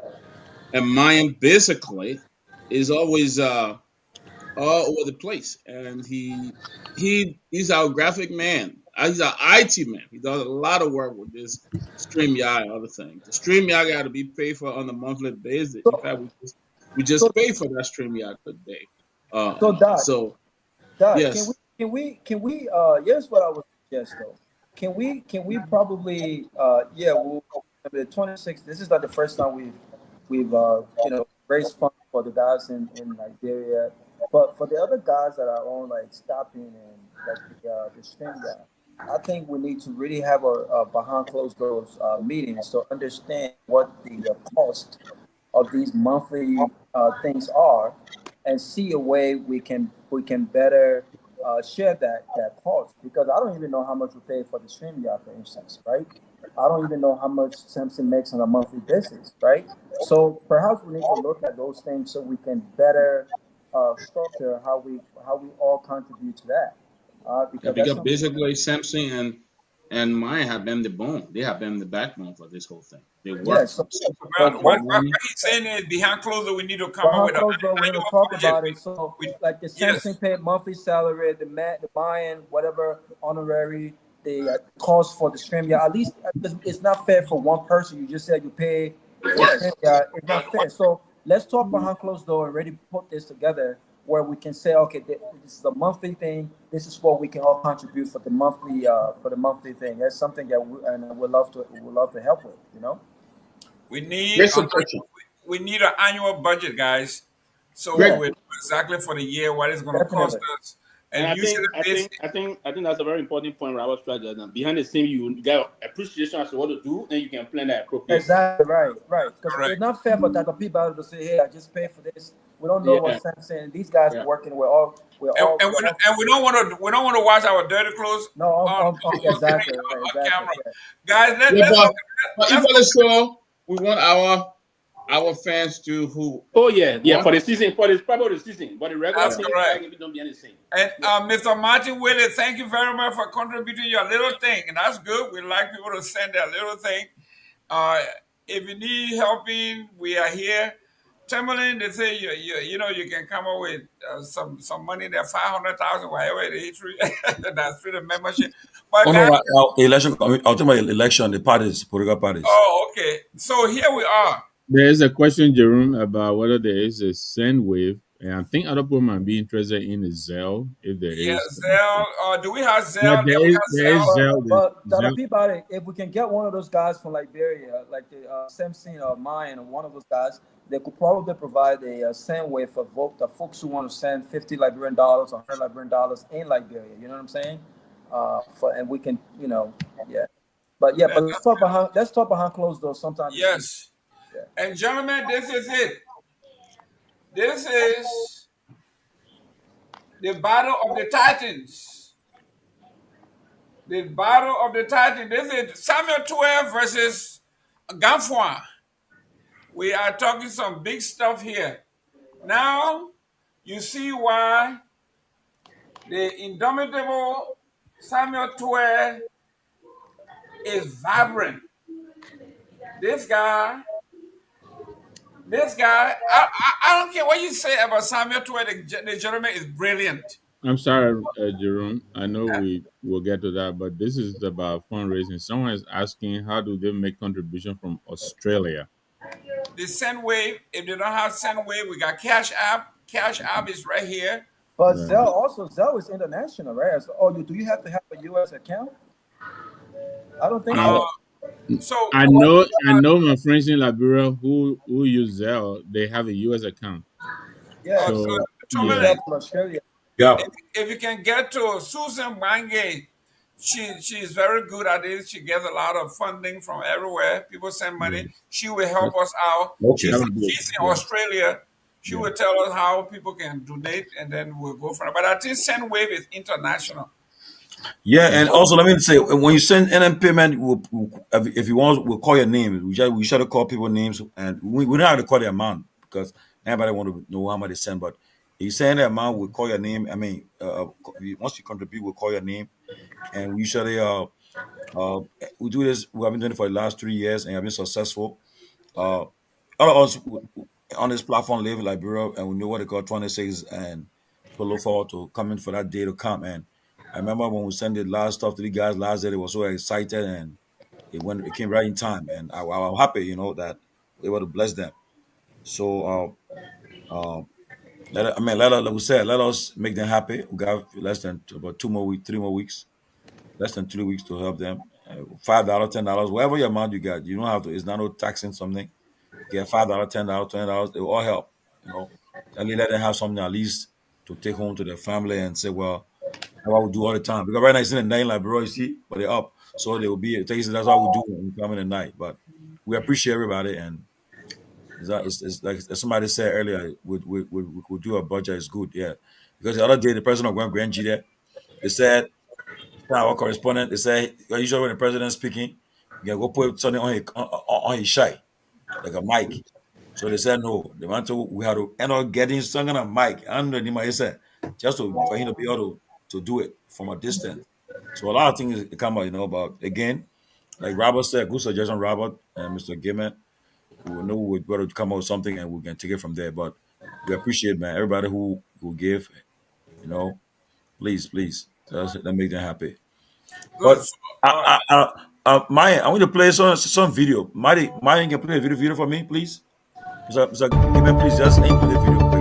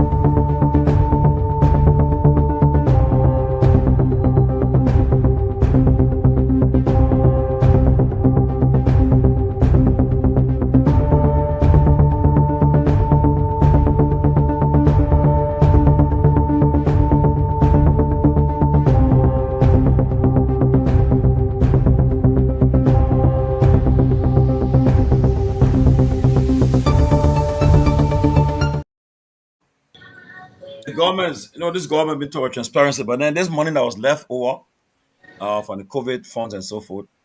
The Minister of Finance, our own friend Gafwan, authorized the payment and with all legislative approval. So the question is being asked, why? Who authorized? Who gave the authorization? And when I think when 12 was finance minister, they asked him to do the same. He refused. But now, so Gafwan, that's why when they were talking about this money, it came about. So investigation have found out that the money had already been expended. They already used this money, and I think they got remaining 1 million something left over.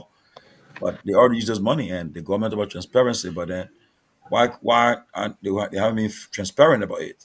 That's an issue about they talk about this COVID money that left over WFP and so forth. So that's why if the front page had to do the investigation to find out what's happening, they came up with that. And also today, I think earlier you talked about the information minister.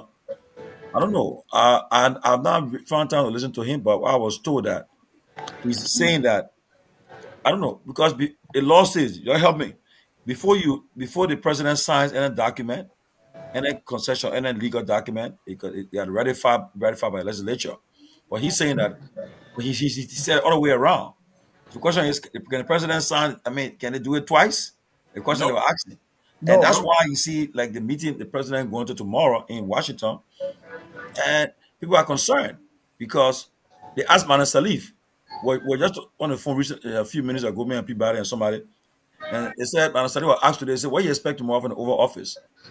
He said, My guess is that I really do. We don't know what's happening. Everything's been done in secrecy. Who know what we expect tomorrow? What Trump will say? What Trump will tell Burger and the other African leaders?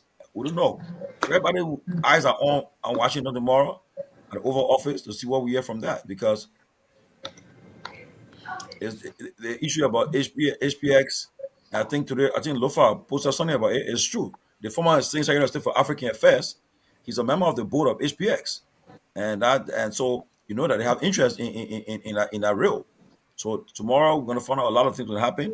We'll be alert and to find out what's going on. But the government signed a deal in secrecy. I know the boss for HPX was telling me say that it was ludicrous for me to say that. I said, well, why it was open? Why you said when you sign this kind of big agreement is like a joy ride. You guys run with it, everybody run with it and celebrate. But why the one is in secrecy? Why is being tight-lipped? But what is the essence of rectification by the by lawmakers when when you already have a contract that is been announced by your partner? The U.S. Embassy just didn't announce that a $1.8 billion deal was signed with the Liberian government. So you already have a figure, $1.8 billion. All of the terms have been discussed, have been signed. You would think that the ratification by Congress will be done, right?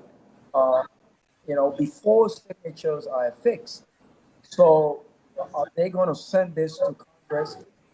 And if they have any rectification that needs to be made, then go back to HBS and ask them, well, Congress does not agree with this. We need to change this. We need to alter this. And then we need to have a new signing ceremony. Maybe people can expound on this, but I just don't think it makes sense. Which again goes back to this whole thing about, I think that Joseph Boakai was forced to sign this deal, even if it meant doing so without the proper that you need to before these deals are signed, right?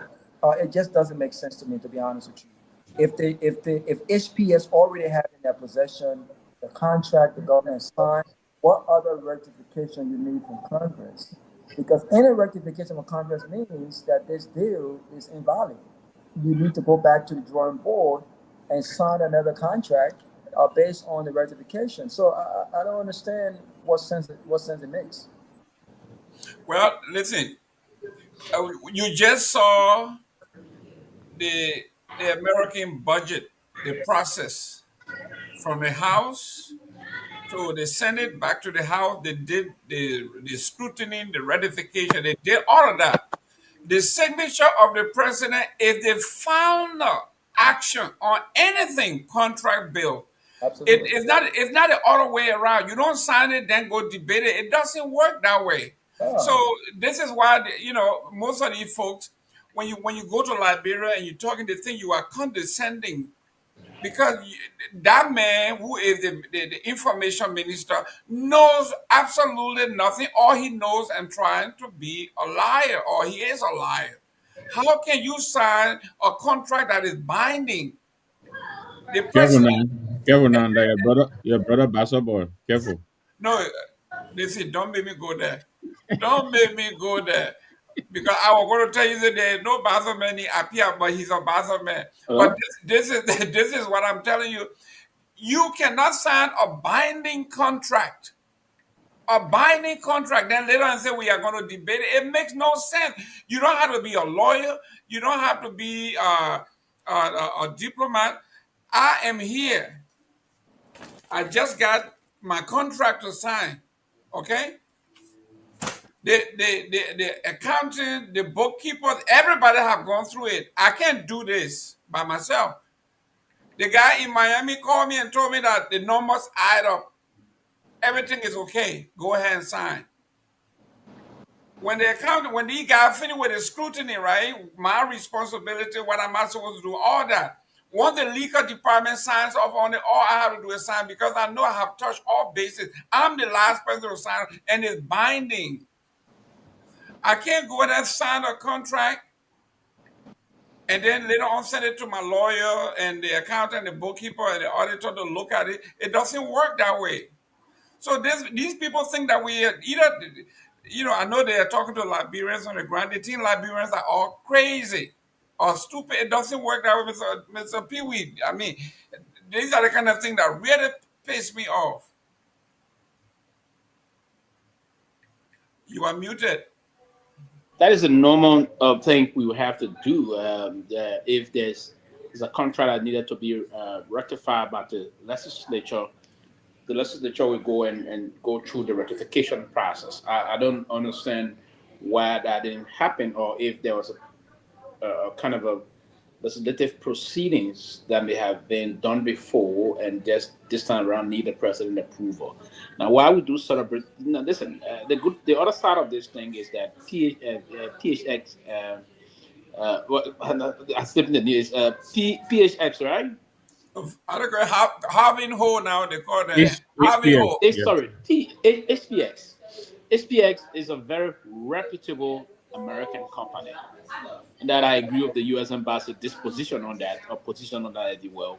It's a reputable United States government institution, but and I also agree that this is an institution that do follow the good business proceedings in terms of operating in our country. Now, most of the time they're going to focus on it's going to be big. They're going to be operating out of Guinea, but the transit fee that we're going to get, we need to know the details of that. We know a $1.8 billion deal is not a small fee, and I don't know why the government says not running with this in terms of as a major public relation for the government. This is an extraordinary development that needed to be celebrated. It's a very big deal for the government.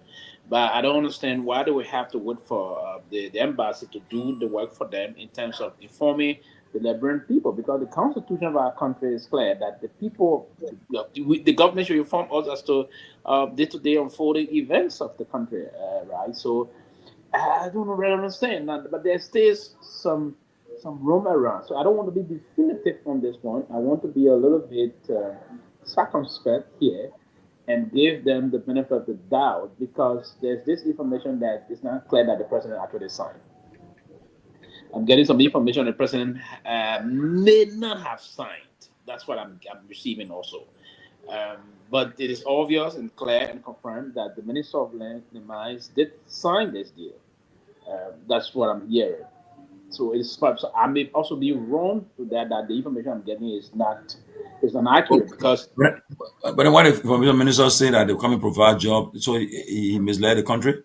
So that's what I said. The information dissemination of this entire. And here are the steps. The IMCC negotiates on behalf of the government, consummates and sign an instrument, which they've done.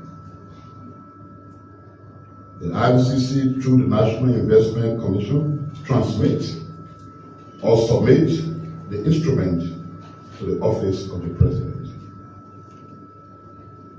The president signs and then submits the instrument to the national legislature for ratification.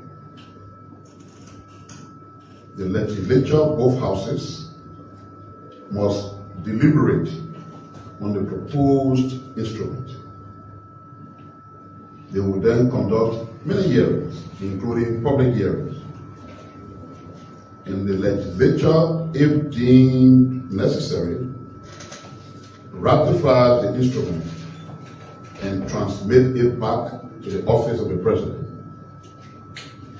The president will then sign and transmit the instrument to the Ministry of Foreign Affairs for publication into handbill.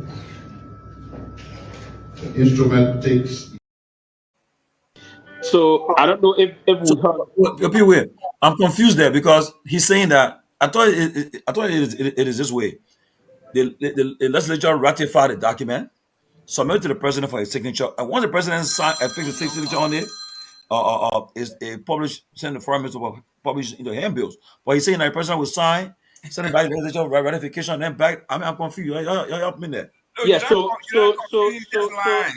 So what happened in the case, and that's what I was saying just now as I was informed. So what is unfolding here now is that the Minister of Mines did sign this letter. I mean, this deal. And then what they're going to, and that's why they're going to, I knew they would have left a wiggle room, and that's a smart game to play if that's the way they went about it. But if it is established that the president signed, the president cannot sign, you send for ratification again to the legislature. No. That is counterintuitive, and I don't understand why one want to do that. But and that's why we need to press more to get the information. I want to believe the information is going to come out soon and immediately after tomorrow's section with the most powerful man on planet Earth. That we're going to see now that we're going to be key in terms of getting the details behind this thing, as to what are we getting from this. It's just on the basis of now. They say at 1.8, the initial thing was $5 billion that they agree with the Guineans on past time. That has considerably dropped off. So if it is women paid that signed this contract or this deal in anticipation that they will go to the legislature, they do the ratification, and then goes to the president next, then he finally signs. And then when the president signs, then it's 40 a law. But now to be 40 a comprehensive law, it will not have to go to the Minister of Foreign Affairs, where the Department of Print and Publication will put it in the official gazette, then that makes a law. So there's a lot of things I'm not understanding. There's a lot of concerns that we need to check on. Listen, it just doesn't make common sense. You don't have to be a student of government to understand that certain things just don't make sense, right? Right? I mean, what is the essence of rectification? Rectification is to get something correct.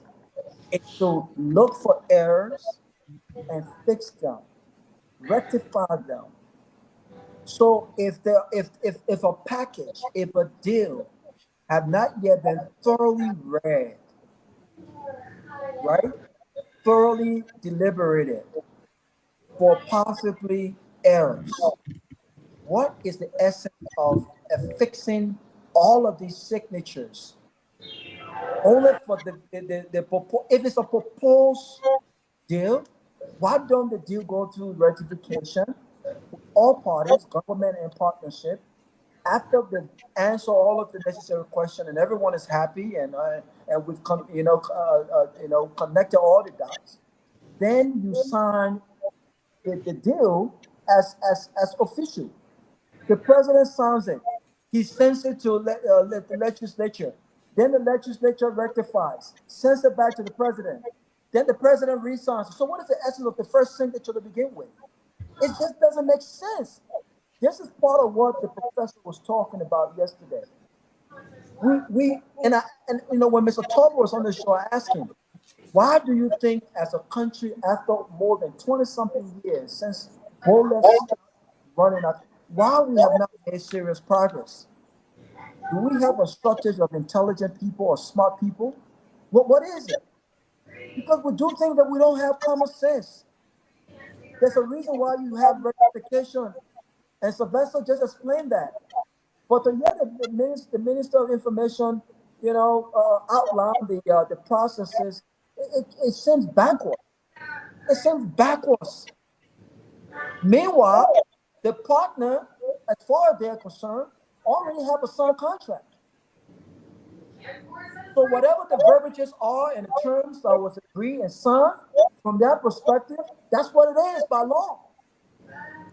When in fact, we still have a process to go through as far as the legislative rectification and all of the other legal processes that are required to make these concessions legally binding. So what sense does it make?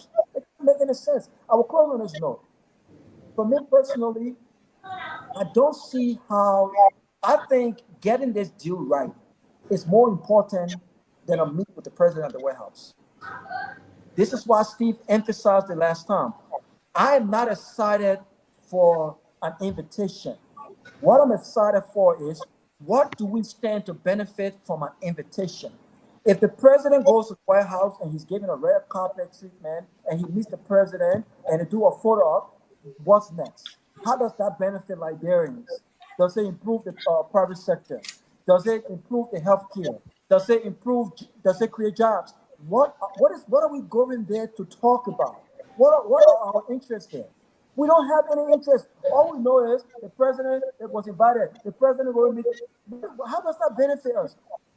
We need to get our act together and we need to start. Our foreign policy needs to be centered around our core values and what it is that we want from our partners when it comes to trade, when it comes to infrastructure development, when it comes to what Liberians can truly benefit from, not all of the other craziness.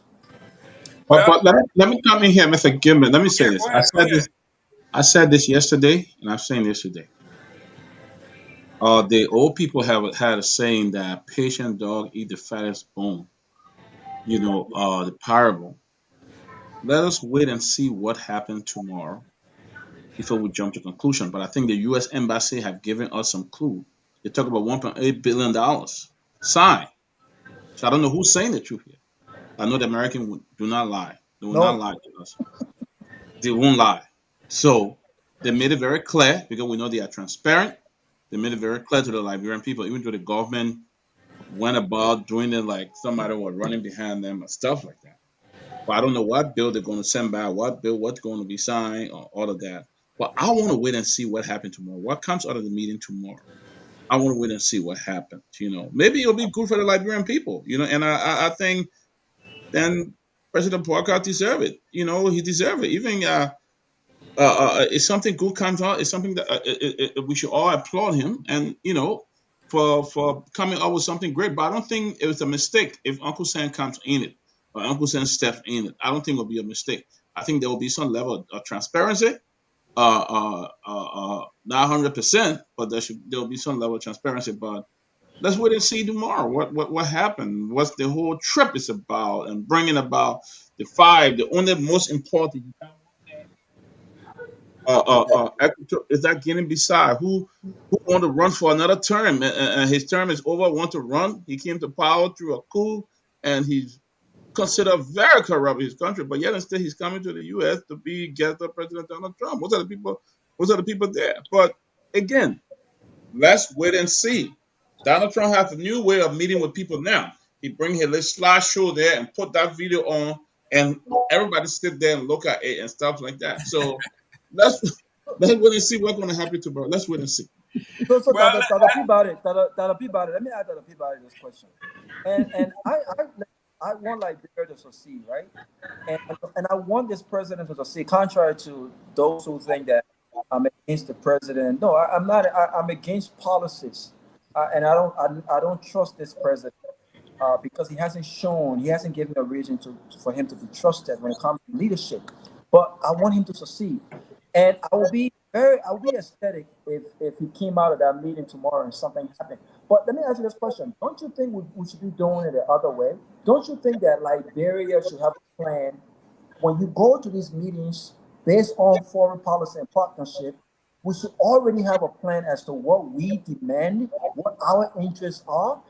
We talk about $5 billion initially. Now the government, the U.S. embassy said 1.8 billion. How did they get from 5 billion to 1.8 billion? What did we present to them? So when people have this skepticism, right? They're not as optimistic when it comes to these meetings.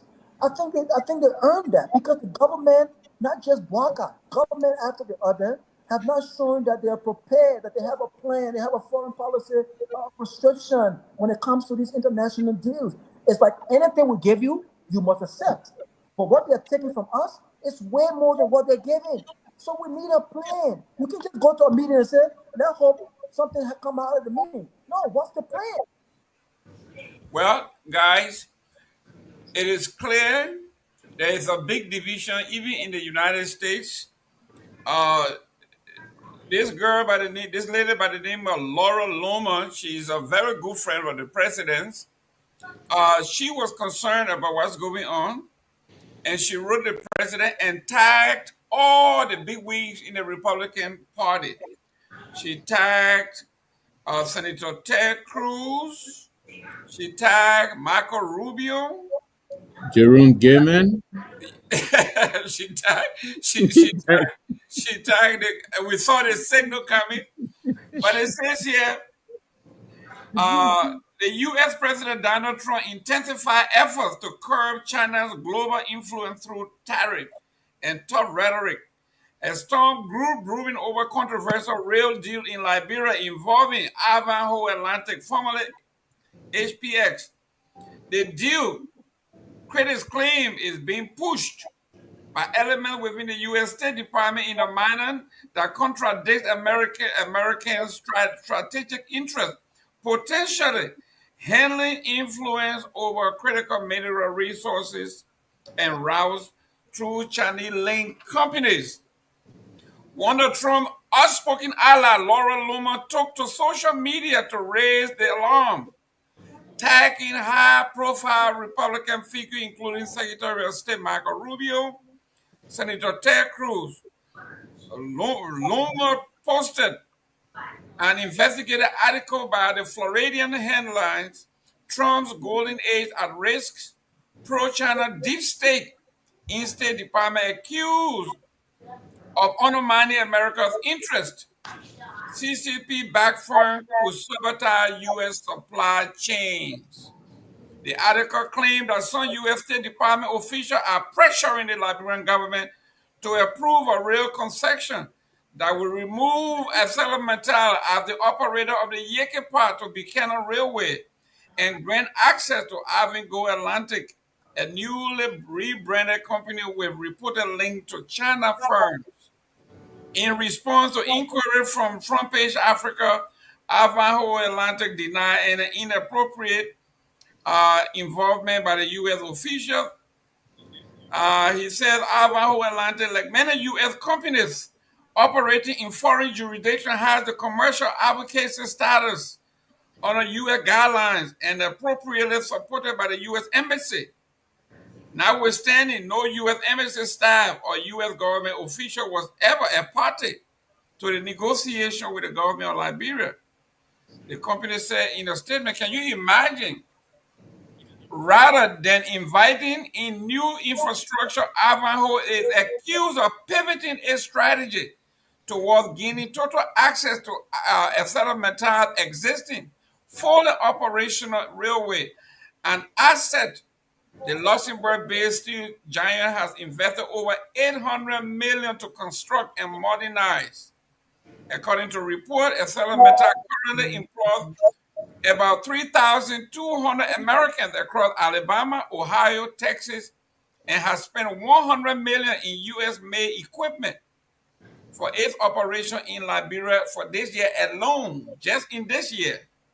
By contrast, Ivanhoe, which operates primarily in Guinea, have made no comparable investment in Liberian infrastructure. The company's effort to link Guinea mines to Liberian rail and ports amid existing Chinese railway port access deal in Guinea have raised alarm in both Monrovia and Washington, D.C. Critics say Ivanhoe gains control of Liberia railway. It could provide Chinese-backed firm access to strategic Atlantic ports, further expanding China's reach across West Africa, where it already holds mining strongholds in Guinea and the Democratic Republic of the Congo. Ivanhoe is also in joint venture with China, with a Chinese mining company in the DRC. In many ways, Ivanhoe interests and Chinese interests are one in the same, said a U.S. State Department official familiar with the situation. So here we are, guys. A company has invested $800 million to build their railway and everything else, and these guys are trying to basically strong arm. How do you feel? How would the United States feel that they invest a huge sum of money, and then someone comes, uses strong arm tactic, and forces the president to sign a bogus deal? So Liberia will be liable. Meta can sue Liberia. This is a major breach of contract. Robert, your take on this? Yeah, but this is what. Listen, this is not is unique to Liberia. You know, we apply this in our lives, and I'm sure we can all agree on this, right? You know, because the way you allow people to treat you, that's how exactly the way they're going to treat you. If you lack self-respect, you will not get respect from others. If you do not present yourself in a way where people understand what you truly worth, people will not give you your true wealth. This is just the reality. I mean, it's not just it's not applicable just to government. If you don't respect yourself, people will not respect you. And you know what? Respect is not, it's not just given. This is a factual statement, it's a factual reality. Respect is earned. It's earned. And you know what? We have the right as a sovereign nation to once and for all say, in as much as we've had this history with the U.S. when it comes to foreign policy, when it comes to our history as two nations. This is 2025. How can we continue to foster that relationship, right? But with a caveat. And that caveat is we in 2025 can no longer just accept what the United States is giving us. They can still be one of our closest allies, but we've got to really say to ourselves, this is what we want. This is what we deserve. What we are giving must be equivalent to what we are receiving. We have not positioned ourselves that way. We have settled for handouts.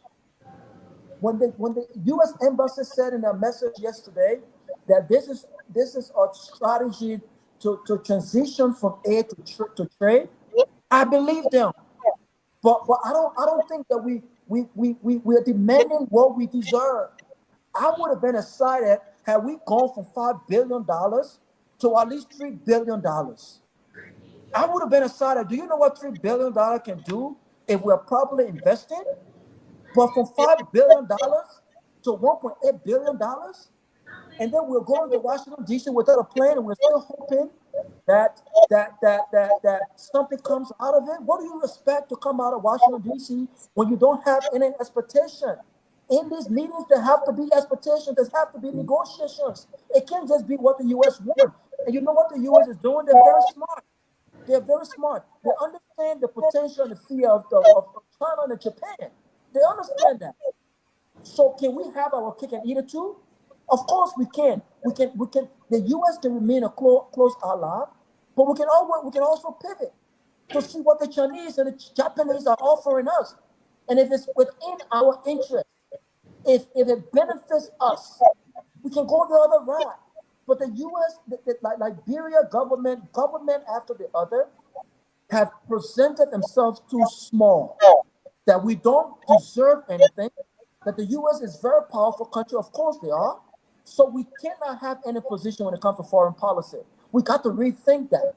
And this is going to put us in a deeper mess because you already have a contract that reward AML 100% access to the railroad. How are you going to sign another contract that gives SPS another access? How do you explain that legally? So it just doesn't make sense. We need to take our time in these negotiations, right? We need to connect all of the dots, and we need to make sure when decisions are made, they are made in the best interest, in the absolute best interest of our country, and they align with our foreign policy goals and objectives. We have not shown that, and until we do that, we will continue to get what is given to us and not what we deserve or not what we are demanding.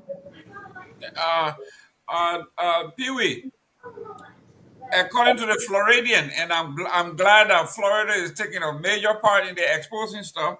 According to the Floridian, Friedland personally owned 12.08% of Ivanhoe's mines, while Xinjiang Mining Group, based in Hong Kong, owned 12.23%, and China Citibank owned 22.33%. Notably, 50.77% of the company's ownership remain undisclosed. This is a major. And to even make matter worse, Liberia does not want to be seen as an unreliable partner where you sign a contract, person make their investment, and then later on it is nullified illegally. Somebody just spent $800 million, which is almost half of the money that these people are trying to spend to do the railroad. Then you take the railroad and give it to somebody. If this is true, this is detrimental to our. Can you say that again for CFI Dix? He says that the railroad belongs to Liberia, not AML, disregarding the contract. Can you explain that to him so he understands? Yeah, Mr. Dix, we know it belongs to Liberia, but Liberia leased it, and Liberia have been paid. And a settlement has spent $800 million according to this report. Yeah. To rebuild and reconstruct and modernize. Yeah. They spend all this money contractually. And you can't do it. Go ahead, Pewee. And beyond that, and I said it today when we started the program, I told you that they spent almost $1 billion, right? Yeah. Now, is it? And the time ArcelorMittal came in the country, it's one of the things we needed to see here. ArcelorMittal, when they came in the country, then nothing was in Liberia. Nobody was willing to do business in Liberia. This company took the rate to spend close to $1 billion to reconstruct or to modernize that rail you see today in the country. And the reason, listen, I want to see a lot of competition in terms of investment opportunities back in the country, but we have to do it right and do it. We have any some level of political interference or arm twisting the government of Liberia. If certain folks believe they're trying to arm twist the government to get into a deal that will backfire, this is tantamount to creating more problems for the country. And that's what I would love to see XPX moving the country and doing some great investment in the country. Now, there's this report coming now that the Guineans are not getting the whole public relation for this thing. They are getting apprehensive. Who knows what they're going to do? Because this deal is meant for us to get transit fee. Now, what I'm also receiving, we need to go into the details of this thing, but the fact that I have not been, and somebody was saying something that's the purpose. Okay, you were just saying something about the ownership of this company, right? 27% yes, 27% this and that thing. Now, that is the intent of Article 34 of the Constitution of our country. When they crafted the Constitution, they were not sleeping. There were a bunch of intellectuals, a group of intellectuals that knew what they were actually doing. Now, part of Article 34, that's one of the longest or so, a lot of other subsection or so, is clear. The reason why the legislature should do ratification is to find all these background investigation. Thank you. Find out now, is rather this and not. Rather say you, I saw the last one, is rather this, rather that, rather it's all the thing, but I say, is this thing, is Sylvester actually Pewee, is Professor this, is too many, is Gateman actually in Miami. Right?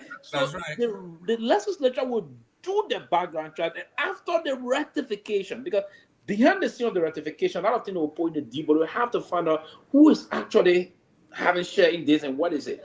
So if the country, because it were to ratify, the only thing we are with now is the signature of the chief executive of the country, who of course the president. That means the country, our entire country, the taxpayer now, we got some business into this thing. But what you're saying, 50+%, if there's the ownership are not known, it's concerning. So what I would hope is that, and that's one of the reasons why we've been faced with this kind of a problem in our country, because we've been having a lot of incompetent lawmakers and opportunistic law. Is the combination of the two, incompetent and opportunistic. So if someone's incompetent, then the person opportunistic. Trust me, you get a man good bread and mayonnaise with sardine in it, he will take it. And you told him that. Why he's opportunistic? He's incompetent, right? So a man that is struggling to even get himself, a man that didn't own a car before in his life, or the first time he ever owned a car, the money the government gave him. Then he got the comfort of that for the $5,000 vehicle, and then now come in, so do you come in and tell the man, well, yeah, okay, engage you put $100K to get it done. Trust me, it's too much of a money you're going to go for it. And when I'm concerned, I'm not a type of star that very follow Laura Lumba, but I respect some of the lines she takes sometimes, because she's very clear on online. And these are the top Trump supporters, right? And I respect her current decision she went with. And why would the government sit? Why do we have the Constitution of our country? when the Constitution says we need this issue about separation of power, check and balances. Are we checking? Are we people electing those people that should do proper representation for the country in terms of check and balance? The check and balance, is it working? Because if the information minister is saying something to do with your information that there's a deal signed, and we didn't hear this thing from our government, we didn't hear from the government. We heard it from a partner, our international partner, informing us that deal congratulating the government of Liberia, us versus SPX, on signing this, as they refer to it, as landmark deal. Listen, and I will always celebrate if there's anything. One of the guys, Peter, was just asking questions. Said, Pewee, it's 1.8 billion. It's not money. It's not big money. I think he said, no, I just agree with you respectfully. It's a serious deal. $1.8 billion. It's a serious deal for a country like Liberia that have never raised a budget to $1 billion since 1847. And that's one of the things, Peter, we all should reflect on. We've miserably and massively failed to even raise our budget to $1 billion since 1847. Almost we're hitting 180 years. We haven't done that. Then how can we do it? So I think the lawmaker, I'll just call on them again. I mean, not the lawmaker, the people of our country. This bunch of lawmaker we see, I will hope and pray. My prayer point to God is for the people to vote them out of office. To vote them out of office in a massive way come 2029. And but nothing changed. You bring a same group of people in. They were ahead of the Peabody, and that's my fear. So my worry here now is we should tell people like Rawa Garguah to leave from their comfort zone and begin to go back and say, elect me into office. What's up with the Peewees of the world? I'm coming there. Coming there. People like Rawa Garguah should leave, because if Rawa is on the Ways, Means, Finance and Budget Committee, or Rawa is on the Construction Committee, he will be asking a hard question. And people like, on a serious note, it's important that we do that. If people like Tomalin just been saying he want to work contest, we will encourage him to do those and to go and get into it. Because if we don't do it, to leave to and try to help the country change, because if the only way that Liberia can change, if we have 50% of the lawmakers that are straightforward, that country will change. Because the check and balance, they will put into place check on the executive, the right thing will start to happen in that country. Other than that, we're in this for a very long haul. Just information, Pewee. Information. You talk about Guinea. Let's take Guinea out of the equation, because by December we're getting information from the Guinean government that they would have been all set and ready to go with their own railroad. They've invested massively and they're in an advanced stage for that. So this deal has no SPS has no intention to transport iron ore from Guinea. That's not going to happen. That's not going to happen. But Raul, the U.S. government enter a new contract with the Guinean government with a whole different deal, but they have no intention to do that. Yeah, Raul, quickly, the flip side to that also going to be a massive investment by the Guineans to do it. They're not going to do that. It's a long stretch of distance. But they're in advanced stages already. Yeah, the road is but guys, let me provide some information, right?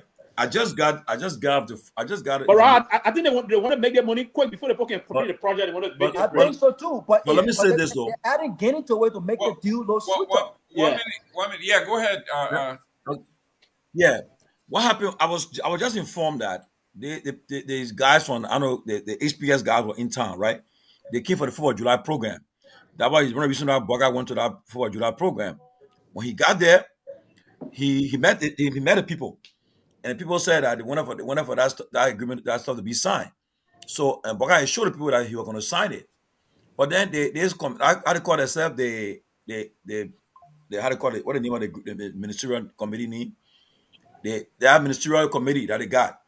They came out and said this should have been signed on Friday, but then they said no. They got 10 points. They had 10 points they were raising that had to be resolved before they signed it. So the post said, "Oh no, the president assured us that on 4th of July that he met our embassy that you're going to sign this document. And how you're telling us you can't sign it?" So then they had a disagreement there. So the post said, "Well, your president got to act, because if he didn't do it, He come Washington to embarrass him. So now, how come they met the Gafwan, the Double Jala, the whole group that will have all of them. They didn't want. They were resisting. But Boga did not sign. The people were right. Boga did not sign. That the ministerial committee that signed, that did the signing. Okay, he did the signing and submitted to the legislature for ratification. Oh, so the information minister lied then. What happened? Because Boga did not sign. And that committee, they call it that ministerial committee, didn't want to sign that document. So what? And then, the interministerial consensus committee. Yes, didn't want sign, and then Boga sent the legislature for ratification. But he had to sign it before he leave to come Washington, because the people said, you already assure us that you want to sign it, but as far as concerned, they have been signed, so they left the legislature for ratification. So right now, we know, like the people I said earlier, that's what happened in Washington tomorrow. But I think Boga hands is... Okay, but listen to this. 1 minute. It said Ms. Brown for the HPX has been lobbying the Liberian official, including those at the Ministry of State, to fast track the signing of the agreement ahead of Boaka's upcoming meeting with the president. So here we are. The office of the Minister of State for Presidential Affairs were being in this whole deal to fast track, to sign this before it even hits the process. And that's what happened. This is crazy. No. The same Ministry of State that was... Sorry, Robert. The same Ministry of State, when the bond woman insulted Boaka, that was expressing indignation. That's correct. Molly Kamara, that's the same Ministry that... Look, you guys have said a lot on this, and there's not much for me to say, but I'm just going to say this is smacks of a lot of bullying on the part of HPX, and it looks like our guys are falling for it. Exactly. Well, what's the president doing at the U.S. Embassy for 4th of July celebration? I'll argue. We'll argue that Pewee. What is he doing? Argument. Yes. Yeah, it's absurd, Mr. Number. I told Pewee, I said in the past, when we were growing up, Samuel do never attend the kind of program at the embassy. The foreign minister will go there. But bring our president to the level of ambassador now? For what? But that's part of us. That's part of us presenting ourselves so small, Mr. Number. I mean, I understand. Listen, like America is a powerful country. I get that. But I also know, dealing with Americans, you cannot, if you know your stuff, whether it's in corporate America or entrepreneurship, if you know your stuff, you have to not only know your stuff, you have to show that you know your stuff. We're not stupid people, you know. Why is it that you allow the U.S. to bully you? Listen, Tomalin, do you know the powerful voices that are part of this deal that directly work at the White House? The partnership with Robert Fellin and Trump, people say, well, he was part of Joe Biden. No. Yes, he was part of Joe Biden. But as a businessman, this man has been dealing with Trump and some of the guys in his cabinet for a long time. The president was instructed, you sign this deal or don't come here to D.C. That's what happened. And they did that. They signed the deal. I don't want it to be mistaken that, I'm trying to put Liberia's interest ahead. I mean, the president respect ahead of the president. But all of this, I think, puts us in a very stronger bargaining position. And it looks like we're not leveraging, look, I think Robert said it already. Right now, this whole negotiation is not about aid. It's something that we have that the U.S. want, which is in their strategic interest. That puts us in a very stronger bargaining position. And we should leverage it. We shouldn't be signing this in behind closed door and rushing and running all over the place. I think the way we are going about it, we're likely to execute on this plan. We need to take our time. I'm not opposed to the president coming to Washington. He can come to Washington and sit with the president of America and listen to what they have to say. But the way HPS is all over this thing, you understand me, is what is concerning a number of us. I think it's Sylvester who said how much AML has done to the rail to make it usable. And that cannot be for nothing. So we have to balance this thing out so that whatever we get from HPS, we don't end up paying the illegal fees to Asala Mitchell. We got to bring in the people who will help us draw up this contract, people who will negotiate between HPS and Salametel, the U.S. government, the interest. Yeah, Lara Lome, you're Republican, you're concerned about China, whatever it is. Yeah, we get it. You vet because, of the American interest. We have to protect our interests. That's all I think we're all asking, and that's not too much to ask. Yeah, but quickly. But Mr. Namwe, Salametel is more American than this Ivanhoe. Yeah, but they're not in cahoot with the Trump administration. This is coming from the Trump administration, and there's more adjustment in foreign policy. Yeah, but the Trump side of this agreement is saying that this is bogus, and she did that, and then she CC copied Marco Rubio and Ted Cruz. That is the Trump wing of this thing. Granted, Jerome, I get it, but look. First of all, the reason why President Bouakai, according to the reports, he was reluctant in moving forward with the HPS because HPS are proving to be not what they represent themselves to be. That's correct. They can't even put $150 million out to do the investigation that is necessary for them to do it. They have no money. They just keep rebranding. They just rebranded it last November. Exactly. From I got HPX to Ivanhoe. They just did whatever it is, 7 months ago. We have to. The first and foremost, and I agree with that. We need to. I mean, the whole thing about President attending our July 4th celebration. I think he started doing it, Madame Days, and I believe we should put her to those things because. Or what? Equal. We should put her to, and in diplomacy, if you always want to be subservient, you're not regarded, you're not respected. That's correct. And I think the reason why we should put her to it is that the president, I come 1 minute, let's say, and we will always use it, and they will always punish you to say, and I agree now to it again, is that sovereignty also got its own deepening way of negotiation or of definition, if you will. When last you ever heard that even the Secretary of State visited our embassy for Judah celebration? Thank you. When last you heard that? I agree that we need much more. When last you heard that? Leave the Secretary of State. When last you ever heard that the Assistant Secretary of State for African Affairs that got the fiduciary responsibility of Africa that should deal directly? When last you ever heard that Assistant Secretary went to 16 something avenue there? When does he hold that? That's happening. Now, what I'm saying, Tony, is that I want that the desk officer can be meeting up people there.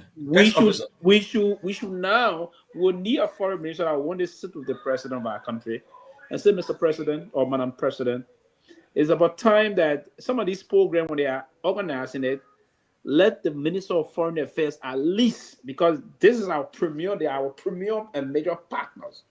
The foreign minister will do the representation.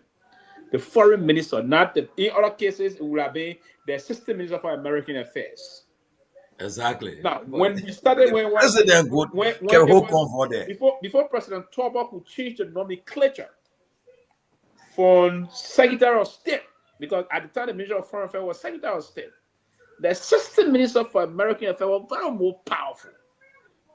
And at the time, the assistant minister of American Affairs was the bureau that was even issuing visas and other things. So the assistant minister of American Affairs is clocked with that responsibility. At the time, when those Congo boys, and maybe I don't know, were in charge of government and governance, you had some level of respectability brought to bear on a slaughter route. So to reduce, so it is about time that the Minister of Foreign Affairs would tell the president about reciprocity. Reciprocity is a guy's own definition. Diplomat speaking, man. Diplomat speaking. Yeah, but Sylvester Pewee, but even in our own lives, Mr. Gay, man, you can't always be available everywhere. Yes. The more available you are everywhere, your value decline. Everybody can see you everywhere. You can't just appear. Let me say something in the place. Let me share some of your quickly, right? But no, somebody wants to, let me go to real quick. You talk about the president attending July 4th embassy thing. The whole president of Liberia came here to the Atlanta here. And you know what these people did with the president here? These people took the president to Huxley Jackson International Airport to meet with managers that even I, Robert Garguah, will have to send my deputies to go meet with. Instead of the president didn't meet with the mayor. The mayor resides right here. But beyond that, the CEO of Delta, Air Boston, he lives in Buckhead. He lives in Atlanta, Georgia, where Delta headquarters are located. You want to re-engage Delta to resume flying in like you go take the president and go meet with my airport managers. But you know, what they're talking about. Let me share some with you, right? I remember our presidency too small, man. I remember in Nigeria, Mr. Nyenwolo, listen to in Nigeria, right? Yeah, Chief, my son said I was saying hello to Robert. You're giving this. Very well. Yeah, see, it wasn't no joke. Robert guy, won't do it. It wasn't no joke. I'm drinking pure life. You see, we poor people. You see what I'm drinking my own from Walmart. but quickly, right? In Nigeria, and we met this Dr. Famule. He told a story. He said, it was 1991 during the interim government time. They had MPRAG, they had IGNU. So they invited the two governments to come to the United Nations General Assembly. So Sawyer felt that it wouldn't look good for he and Tito to come here, and he was president. He felt he was president of Liberia. So he said what happened was our backers now. Yeah, because during the time Duan was president, I think when Boutros Ghali was foreign minister of Egypt at the time, Barker was foreign minister of Liberia. So they had a relationship. So Boutros Ghali now was UN Secretary General during that time. So he said, look, diplomacy is very important. He said, so he sat down and said, you know what we do? He was able to go into this guy's suite, into Boutros Ghali's suite at the UN. And went in the suite, the man in a boxer, and told the man, said, look, we can't have Tito coming to come and address the United Nations General Assembly and then Sawyer coming. No, one person got to come. So they said, so what can we do? He had a relationship. So he do. Then he just pay some fees, pay some of your arrears, and he will come. He said, we sat there. He said, when I call Moose, they call him Moose. Sawyer. I call Moose. So Moose, tell Capital wire some money to pay our arrears right now. If you wire that money, I can tell you you'll be addressing the UN General Assembly on behalf of Liberia. So Moose said, how will happen? He said, just do what I tell you to do. When that money was sent, Sawyer was given to come and address the UN General Assembly as Liberia's president, interim president, not Taylor. So I started to say that diplomacy is all about these networking. Who you make foreign minister? Look, honestly, there are foreign minister, but the people said earlier, Cecil Dennis could open any foreign capital doors. But our foreign minister had noticed you could enter Washington, D.C. or Paris or London and make your rounds. You know, you won't all be behind the president. You see, I give Taylor credit. When Taylor was president, Taylor sent his foreign minister there out. When we heard the guy talking from BBC headquarters in London. Yeah, Monica. All the guys there, they made the rounds. But as foreign minister, you shouldn't be staying in the country all the time. You should better go out, try to make way to see Marco Rubio, to see the foreign minister in Great Britain. Now when they said one place, no. I have a problem with our foreign minister. They just sitting in one place. Make your way, make effort, network, get people to help you to cross the cliff. Okay? I mean, the foreign minister of Nigeria comes there, he will see Marco Rubio. He will make sure they have the opportunity to see these guys. You know, the other day you saw Trump with the two foreign ministers of the two countries. It not just happen overnight. So, no, you need foreign ministers that will be able to open any doors in the major capitals to make your case. But if you just always... Why do you think our officials, government, I was listening to Senate hearing the other day, when they go for a visa, look, before, during those time, our government official went to the embassy for visa? No. Yeah. You white foreign minister, you guys know how to do it. Send a note. They send that thing, the process your passport, you come to the States. But nowadays, our official government will go to the embassy in whether a rain or sun to get visa. They deny them. Be that way. And they deny some of them. You know, but it shouldn't be that way at all. Because first of all, if I'm an elected official, why are you denying me? I got 9 years, I got 6 years. So you think I'm gonna stay in America? No, you know I gotta go back. So why are you denying me? But why you give me restriction? So I mean, until we can put our team together to say, well, that'll be able to aggressively approach our counterparts. I mean, honestly, but until we do that, will be treated that way. Why will a president go to be doing a toast with an ambassador? Who that man? I can tell you, you can get from me. That particular guy, I can bet you, he Marco Rubio became foreign minister.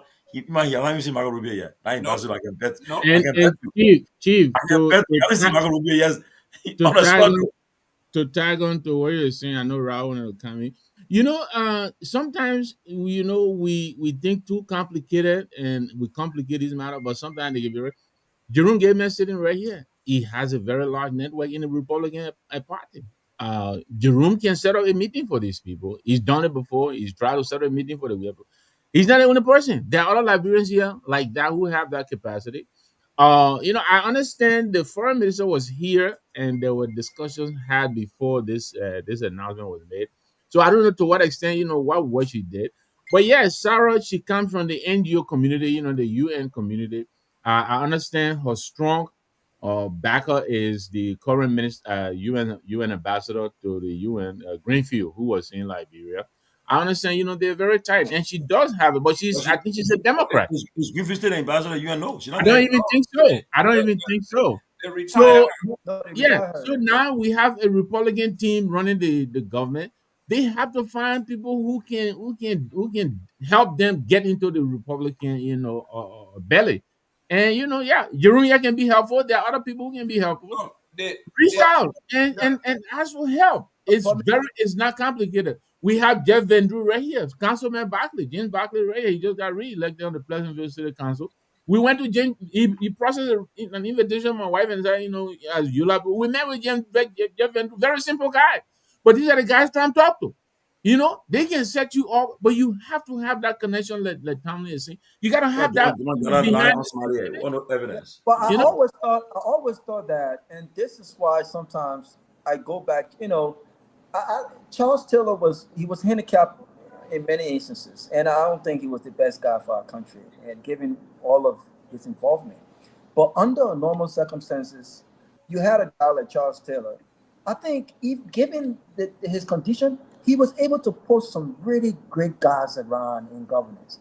I mean, at the time where people didn't like Charles Taylor at the United Nations, you saw a guy like Myean Captain. I mean, I was a little boy. I used to watch that guy on CNN defending, and every time they ask him, well, why do you defend a guy like Charles Taylor, a dictator, or killer? You should listen to Myean Captain's response. I mean, when this guy started speaking, you would even tell sometimes he's a Liberian, right? He was on some of the top shows on CNN, and he was going back to back. And there's something he said that I really liked back then. He was talking about, I'm a Liberian. I'm here defending my country. Liberia is a sovereign country, and Liberians elected Charles Taylor. You don't have to agree with the election, but I'm yet defending a sovereign country. I'm not necessarily defending Charles. Listen to that. I mean, if you went on YouTube right now and Google some of his interaction defending Taylor and the government and Liberian people, I'm like, damn, how was this guy able to bring together? So, and it was important for his government at the time because he couldn't come to the U.S. He couldn't come to the UN. But these guys were able to adequately. I got. He managed to do those things because himself, he was a professor of international relations. But that's my point. My point is, a foreign minister are supposed to be able to understand the international language, like whether it's the U.S., whether it's Europe. But Mr. Gayman and Mr. Nyenwolo, Pewee, Robert, you can do, but so look at Do. You can put Do as an ambassador. You have T. Ball Nelson, you have Peter Johnson, Herbert Brewer, all the guys. Do have top notch ambassadors. Don't forget T. Ernest Eastman was the minister. All the guys do have. And those are the kind of things you need to have an effective working government. Yeah. You need powerful people to be deployed, and you don't come in because yourself. The old man is a slow person. He's not well connected. He didn't get himself well grounded and connected when he was vice president for 12 years. He didn't do that. So the only thing you do now when you come as a chief, for the other people to promote you big time, you need very smart people that got some connections here and do something and turn things around. That will make things to move speedily. And I want Madam Salis to see that. Bringing a lot of support to her. She succeeded in bringing Bush to Liberia. She should see that because she would take and make news of the cell phone. She will come in airport with. You saw her first time meeting with Barack Obama. Obama said she's a role model to her. The first time I ever met. You know, I but haven't. I'm one sorry, minute, Jerome. Yeah. 1 minute, 1 minute. Listen, this is what we are talking about. That I think now we keep saying it that Joseph Boyka needs to broaden his horizon, his circle, to bring in people. Because first of all, if you were picking an ambassador to the UN, ambassador to the US, you know they're going to do a background check on these folks, right? You know that. This man that you call Conte that you're sending over here had a major brouhaha in Guinea where a baby was sexually, brutally raped. Nigeria. And in Nigeria when you were there. And you model that. It was in the newspaper everywhere. Okay? And this man, I mean, when you talk about a vile human being, when it comes to the character of how he handled women and all of these things, you think these people don't know? Somebody who was close to Boyka should have said, President Boyka, this guy is going to have problem in the United States with women in particular, especially the congressional black women, the caucus. And you're talking about a baby being sexually abused. These are things, and then he didn't do himself any favor when he was at the University of Liberia temporarily. If the same, so somebody should have told him, said, this is not our best foot forward. Somebody else. I have never listened to him. I don't know his oratory skill. No, that's none. That's what I'm about to say just now. You hear somebody foreign, these folks in foreign. So this guy. What I'm saying is, you have a foreign minister, you have an ambassador to these different countries. I'm just saying there should be a reflection of not just. I'm not saying you can't speak, but you know, the audience when you're speaking to certain people in certain areas. They need to understand what you're talking about. You need to understand the language. And I go back to money cap. There were times when you were engaging certain people, you were wondering if the man was from Boston or you were from Liberia. He understood the international media. He understood the international languages. I watched him. But when he went back to Liberia, when you see him engaging in Liberia, you'll think that this man never even came to America. He switched it up. But even Sam Jackson, when Sam Jackson represented Charles Taylor when it was rough, when nobody wanted to represent Charles Taylor, when Sam Jackson took to the airwave on CNN, it was something to behold. I mean, you are talking about somebody who was smart, somebody who is smart on his feet. Whether you like the guy or not, every question that they threw at this guy about Charles Taylor, he had an answer. Absolutely. And he wasn't saying, and he wasn't saying, well, y'all wait now. We can't do that kind of thing here. We can't do that kind of thing here. The people over there, just how you can't, come on, man. You can't be doing that. And we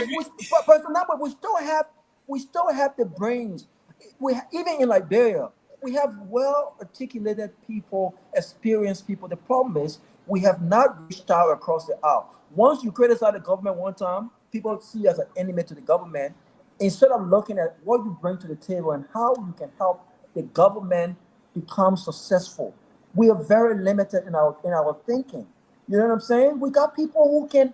I'm not saying not that you can't speak like everybody can speak like bringing their movement, but you can't have that same thought process when Sylvester is at the White House speaking. Oh my man, well y'all way smart, yeah. Y'all do. What are you doing? What are you doing? You know, and Robert, you're very right. The other thing is, you know, the mark of a small manager, you have to be able to match talent to task. You know, it is very important. And like you're saying, what is the vetting process? Jerome just ran down the ambassador here in DC because he plays a very important role. He represents our country here in DC and to the U.S. government, which is our number one, you know, our biggest partner. How is he representing us? Does he have the gravitas? Is he able to get out there, you know, and knock on doors and open doors? All of that is important. And I was happy when Louis was sent here to DC to at the UN, but I didn't see him much future in the lobbying for the UN Security Council seat. But all of these people are supposed to work in tandem. The foreign minister, she's the boss of all these people, but yeah, all of them, they're working together as a team. So I don't understand, how this is so difficult to understand, but I think we're not doing ourselves any favors. I'm really worried about this trip that the president is making here. We all know Trump. You all have pointed that out here over and over. He's very unorthodox. He's not going by the notes. You just look at Barker and asking some foolish question, and Barker, man, the old man. I mean, not that he's not smart enough, but he doesn't expect that. He's a very organized, the consummate, corporate guy. He expect the process, everything to be procedural. And Trump is not that kind of guy. You know, so he's coming here to represent us. I just hope the packaging properly, but the way from what we're reading, it doesn't seem that way. What is the secret about? They're supposed to have preview. What is it they're coming to talk to the U.S. government about? Give us a readout. What is it you think is important to Liberia, and you hope this is what we'll be doing? It's not a big deal. It's no secret. Tell us.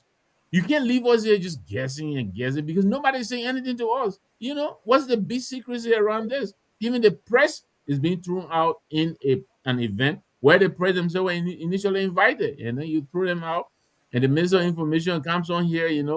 He's twisting his tongue into pretzels. He says here the president has already signed the document. It turns out from what Chief Tomlin is telling us, that's not even it. He doesn't even know what he's telling us, and he is supposed to be telling us what the government is doing. He doesn't know. He doesn't know.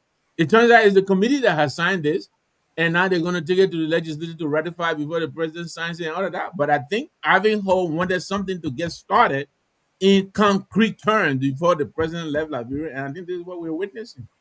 Well, listen, I may be wrong, but have our ambassador made his presence felt in the community where like I've never seen him, never heard of him, never read. How you do it when he get work permit? Listen, I mean, You wicked. You can't even make news. The Washington Post. You diplomat get work permits. I think we saw he presented a credential to some assistant person. Can you imagine our ambassador that's supposed to give his credential to the president of the nation? He didn't even go to the Secretary of State. They say he gave it to some assistants. How is this possible? Pewee, man, even you can go to it and meet the desk officer at the place. How can you, the ambassador, give your credential to an assistant? How is that possible? Why? Yeah, so the culture behind these things and the way it should be done is that when an ambassador is appointed, before the appointment is done, the culture of the proceeding is that there's this agreement that will be sent first, and you don't appoint. There's no president going to appoint an ambassador without issuing an agreement. The agreement is issued a diplomatic notice to the receiving country by the sending country, right? Because the Vienna Convention is very clear in ambassadorial exchanges. Because the Vienna Convention gives clear-cut proceedings and methods that we use to do that. So when the agreement is issued, in some cases it will take between 2 months. Sometimes it's 5. The relationship that go no problem. It's between a month, few weeks. The president agreement is approved. When the agreement is approved, then the president will move and make the appointment and send into the Liberian Senate for confirmation. If that is the case, that the person the foreign ministry will now run after funding for what we call moving costs. A moving cost is provided to the ambassador and his family. Patient in DC, no ambassador either. And a moving cost will be provided to the family, and the ambassador and his family, they will move over. Now, the culture, if we are receiving a country, for instance, back in our country, right? A sending country, as a receiving country, what we have to do is when the person is in the country, the first line of contact is going to be the Minister of Foreign Affairs. They're coming to pay a courtesy visit on the Minister of Foreign Affairs, informing the minister they are in the country to present their credentials to the president. The minister will hold that tete-a-tete, officially informing that they will present something to the minister. The minister will present them and make the preparatory arrangements as to when the presentation will be done. Now, under normal circumstances, that person should be given full military honor, guard of honor, under normal circumstances, because that person is a direct representation. So that Trump will do it for Trump. What let's say in what office? Yeah, that's you gotta go to a contract, right? On a normal circumstances, the reason why the person is given full military honor because the person is ambassador plenipotentiary. Extraordinary. That extraordinary means and plenipotentiary. You can act to negotiate and sign treaty. Hey, Ambassador Pewee. Extraordinary thing. You act no president. Our foreign expert talking, man. Yeah, so it's on the basis of that. So I don't know why he didn't present. It's the first time in many years that when I've got the information that said America got different president. The men are in president. America, that's the reason why. But Gay Man, on a serious note, this why it does that it reduces the morale of your ambassadorial role, right? Because that ambassadorial role will have to be given some extraordinary weight, and that weight is where you present your credentials to the sitting president, the receiving president, from the Senate president. The Senate president in this case is Joseph Yuma Boakai, and the receiving president is the president of the great country and the president of the free world. So he didn't do that. The information is that he gave it to some of the deputy protocol at the White House that he presented the credentials. That's why he's still that's the information we are receiving. Not ambassador proper yet, because like you said, the ambassador extraordinary plenipotentiary to be ordered to represent our country to sign on our behalf. He can do it. Yeah, and diplomacy. And number two, let me ask a question, right? Practice, there's no big or small. In the eyes of the Vienna Convention, we are all equal in terms of, and that's why the diplomatic notice, all those things have been done in a way. The receiving country and the sending country, you all got the right to protest. And that's why when something is done wrong, before you declare anybody persona non grata, you have to go within the certified means of the Vienna Conventions, all those things. So there's a lot of other maneuvering that may happen. I don't understand. Do expel the Soviets like bro, many times he expelled them. But so, people, let me ask you a question. What happened to our man received his agreement to go to the Kingdom of Belgium? His Excellency Ambassador Designate George Solo. What happened on Solo?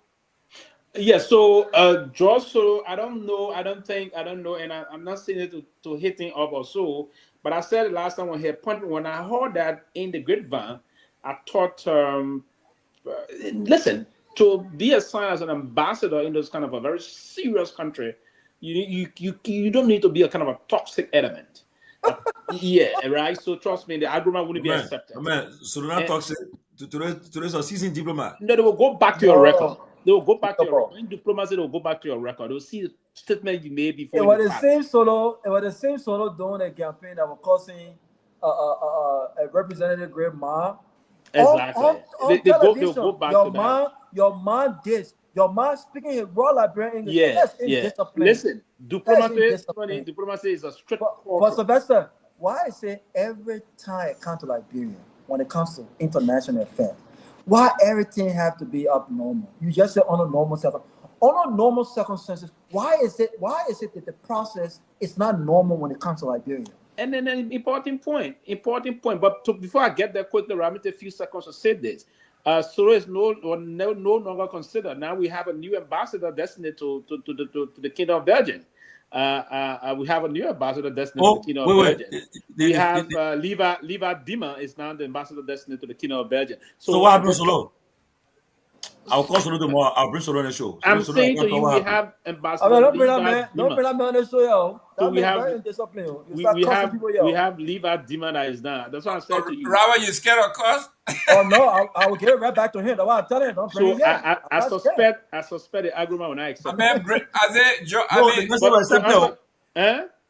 agreement will accept that. No, come on. When you accept that, you accept that. Listen, let me say to you what can happen again. Agreement can never be denied. They can say no, but they will not say yes. And in diplomacy, when they not say yes for certain time, I mean I know. That's the tricky part here. They agree. They say an agreement, and we expect things to move maximum. If you're not getting response for the point 3 months, that means they deny the person.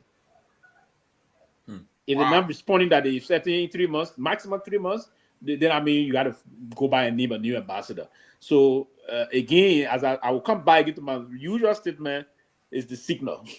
Yes. gotta find it. But to answer our question quickly, the reason is that we got to get ourselves certain thing now. In diplomacy, you have to leverage your foreign policy objective. What is it you have that you can leverage? Now, every country, no matter how tiny they are, there's some significant thing about them. So you have to leverage those things, and that can help catapult you in terms of major diplomatic negotiations. Sylvester Pewee. Yes, if you don't do that, you will always be at the level of being a subservient. Yeah, to be a subservient counterpart, and to be a subservient counterpart, there's no neutrality in that respect. There's no mutual understanding, and there's no mutual engagement issue here. So there's this issue that we're being faced with. Until we can leverage those things and put ourselves at the level where we can leverage certain opportunity and use that as a major springboard to get some advanced negotiation, we will always be at the subservient line. At the subservient line, then the question of our sovereignty is in serious line of question. And that's why we see it's not all countries that are sovereign, that are equally sovereign like other sovereign countries. They are sovereignty in sovereignty. So the definition of sovereignty, so that's what President Taylor said before. He said nobody will take full accord out of the mistake he made between he and Clinton at the time. He said we are all president. There should be mutual understanding. Mutual he said the days of Washington calling, it's over. Giving instructions is over. But we shouldn't make that mistake. No, who are crying now? Those days you made a mistake. There are days. Okay, guys. Let's discuss this quickly. There are still days where powerful country arm twist smaller country. Let's look at this. On the front page of the Liberia Investigator, right? It says here, the University of Liberia president flags overstaffing and academic fraud in her reform agenda. I know you went to the University of Liberia, and this is what she said. The president of the University of Liberia had raised one of the major reasons the university is struggling to meet its goal as overstaffing. The president made a disclosure over the weekend when she addressed a town hall event as University on the Air. The program run by the Liberia Media and Democratic Initiative provide the University of Liberia president an opportunity to engage face-to-face dialogue with students and participants from various academic backgrounds, including other universities and colleges in Monrovia. She said, currently 77 to 90% of the university budget goes toward paying salaries. Personal costs take almost everything, she said. The people are complaining that buildings are in bad shape, or that there aren't enough chairs. They need to understand that nearly all our money goes to salary. She disclosed that upon taking office, the university received $33.4 million from the national government for 2025. Though she said minimum needed to get started was $41 million. And on, she says, for academic reform. She emphasized that starting next semester, no individual with only a bachelor's degree will ever be allowed to teach another student in undergraduate school. So yeah, but wasn't that what Lester was doing? I mean, when Lester came here, I think that part of what he was doing to review the credentials and all of that. That's correct. I thought that was part of it. But I think I got a counter argument to that. Let's start with the overstaffing. Then we go to the budget. Then we go to that one. She said first, the overstaffing, the place. It looks like they have a lot of political appointees there because if 90% of your budget goes to just paying salaries, right, then there's nothing. She said it mimics the national atmosphere, right? Where in the legislative Liberian national budget, almost 90% goes to recurring expenditure. The University of Liberia has the same problem. 90% is going to pay salary, and they are overstaffed everywhere. And that's why I was coming to. I know Sylvester was coming. But I thought that was part of the process that Sylvester Pewee was heading to weed out, because apparently there are a lot of people who are not supposed to be working with the university or teaching who are teaching there. He said it. Most of them don't have the credentials that they claim to have. And people like, people like those, I thought those were part of the people they were trying to weed out of the system. But as I'm passing it on, I read somewhere the university is getting ready to award a doctorate for gender and security. I mean, is that really serious? Well, Anyway. I don't know about that, but she say that and then she flagged Doug Cooper as one of the reasons where they got fraudulent people teaching. They got bachelor's degree teaching bachelor's degree, and she said under no circumstance should that happen anymore. That I mean, we are talking about if it's such a discipline like maybe medicine or engineering or stuff like that, but you can't have a bachelor's degree and teaching an undergraduate degree. It just doesn't look right. Pewee, your turn. You say a counter argument. What's your counter? Pewee. So we're gonna. You say you had a counter. What is your counter? Oh yeah, what I was basically trying to say here is that I agree. I will get that, Fred, but the overstaffing.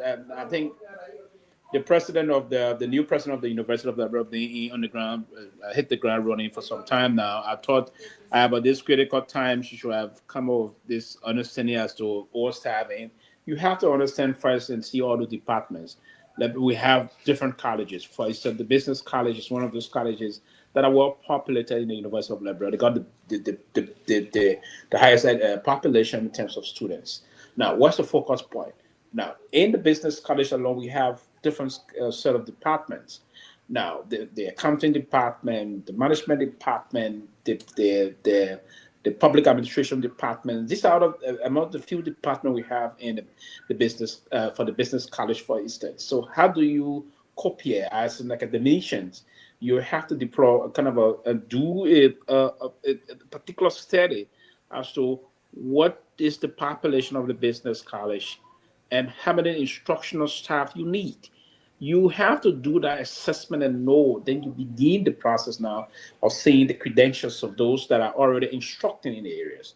We have TAs, we have part-time instructors and we have assistant professors and professors. So how can we come up with the determination as per the university own chapter to understand those conditions? That's one. And I thought at this time you match that with the all over budget that the government is giving, because you have to give some report to the government as to what you need to do things to improve and advance the university area that the university have been, Dortmund have been performing very poorly. That's one. I'm countering this because I haven't heard from the university president and her thing as to what's the new strategy. That's one of the things. You go back, then you come to Liberia College. Liberia College is not as populated to business college. Now you go back to the political science department and see what do we need in the political science department? How many instructors we need? You come back to the sociology department. What is it that we need, right? And other departments also in the Liberia College and area. We have the College of General Studies. That area of College of General Studies are people that are doing continuing education, those that are working, going to school. You have to do an assessment of those areas. There are other departments, the teacher college, the agricultural college, the science college, and the rest of that. How are we doing those assessments quickly, my dear brother, to understand from the perspective of this president of the University of Liberia, from what she learned here in the US, and she would take that also to the university to know. So if you did all of that, you will have gotten a fair understanding of the manpower you need to strike the balance across the university. So to come up with determination that it's overstaffed, you may have gotten certain numbers. Yes, that's what she said. Yeah, she says that she says 100 days deliverables included a complete evaluation of the system, and that's what she says. First of all, off the top, 90% of whatever budget is going to salaries, and that's unacceptable. Two, they have now gathered that they have, because the ratio here in the United States is 18-1, right? The ratio. I don't know what it is there in Liberia. Because I see some of the classrooms there. I've seen several classrooms. They're just overcrowded. Now here we got general classes where we meet in the auditorium and lecture classes, and they do that. But regular classes, it should be like 18-1. And another area that I suspect the university have to do a lot of things, even in the area of registrations, right? The record and registration department of the university is very overcrowded. The master suspend that. Now a lot of people employ people on the basis of family and friendship, all the thing. Now what she could do in those areas now is that now the fact that we took our registration process from manual registration to digitize it. It's about time that you be more progressive and efficient in those areas. Drastically reduce the staff that you don't need there. Put a plan in place for them. Pension them if they've been there long enough in our labor law. You act in keeping with the labor law of the country to avoid court cases and the rest of that. Go to other administrative, non-instructional areas. There's a need to overhaul the university from those areas first and foremost. I don't know who's advising, but if I were advising the new person of the University of Liberia, trust me, we will do some very effective and clinical thing that will add a lot of noise. There are a lot of areas in the University of Liberia that don't require that, like the area of the souvenir area where people are gate gang. So now you got those are that gate gang when you're graduating. You have some more than 50 employees there. There's no need for that. What? Right? So there are a lot of areas we know in the university you can start cleaning the university up. And then because the instructional area is a very top area in the university that you have to focus on. Now you have TAs, you have part-time people, assisting and other things. So see into it, those that have been there for the record years. And that's why I was disagreeing that those that are instructing the instructional staff, if a man held BSc for more than 40 years now, and that man is experienced in teaching management, but he's a BSc person with 40 years experience, that man is qualified to continue to teach. That man is qualified. But the man that just got BSc 2-3 years ago cannot teach BSc. It happened also here in the US. Yeah, but right? It's not all. Pewee had a pushback. Everybody that taught me masters had PhD. Yeah, but with masters, but vast experience in having masters. Listen, Pewee, if you have your degree 40 years ago, it's almost obsolete. if you got a bachelor degree in 1975, there's no way you can teach anybody now in undergraduate school when these kids got gadgets and information and different. I was doing a course at Harvard, right? And but having degree in 1975 does not mean you are not being researching to learn. I'm telling you now. I was doing this class at Harvard, and we were 9 in the class, and these young guys from everywhere. From Japan, everywhere, and some of the programs that they were using. And it's, Mr. Gimman, I'm going to send you this program using this. I'm going to say, and I'm saying, what? So I called my daughter. I said, what program are these people talking about? Oh, they said, oh, these people are using things that and when the kids pull out their gadgets, their icons everywhere. And I said, what is this? These are the different platforms we use to transform, do whatever.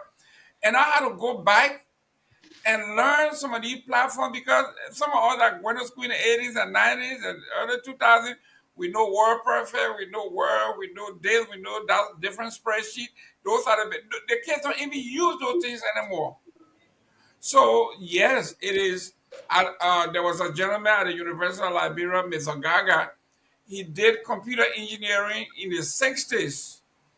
When they started transforming the university there at AMU University, you know what, I would just retire because I grew up teaching Kehleboe. People say Kehleboe doesn't exist anymore or whatever that is. He said, I can't go back to school to learn all that new thing. I just quit. I just retire. And he did. No, honest. But what they do here, you know, and when they draw up the calendar events for the year, they put in X number of professional development hours. Those are mandatory. Yeah. That's how you continually develop yourself. You know, people come in, they do presentation, but yeah, I mean, the older you get, the more difficult it is to keep up. There are a lot of apps and things that these children are using now that we can't keep up with because it's just too many for you and I. But yeah, you're right. I mean, it's part of the aging. As you age out, you know, you become slow on some things, and some things, you know, you just can't make it anymore because you need to remember. I mean, I have a friend here almost every week. I have to change the password. He forgets the password almost every week. So, Robert, I'm telling you, we were doing our budget, and the budget guys are in Miami, and another group in Palm Beach, and they are sending these people. And the guy is telling me I'm sending it through this, and I said, man, you have a regular spreadsheet. The guy said, what? So I had to call my IT person. She said, "Oh yeah, we can convert it from that program to this program. Then we'll send it to you. Yeah.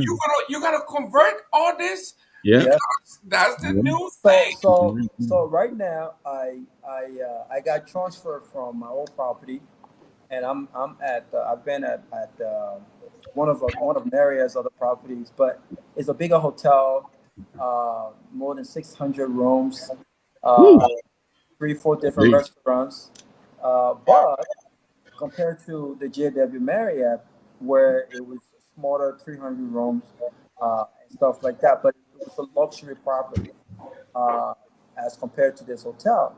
So when I came here, we are still using paper, uh, processing for amenities.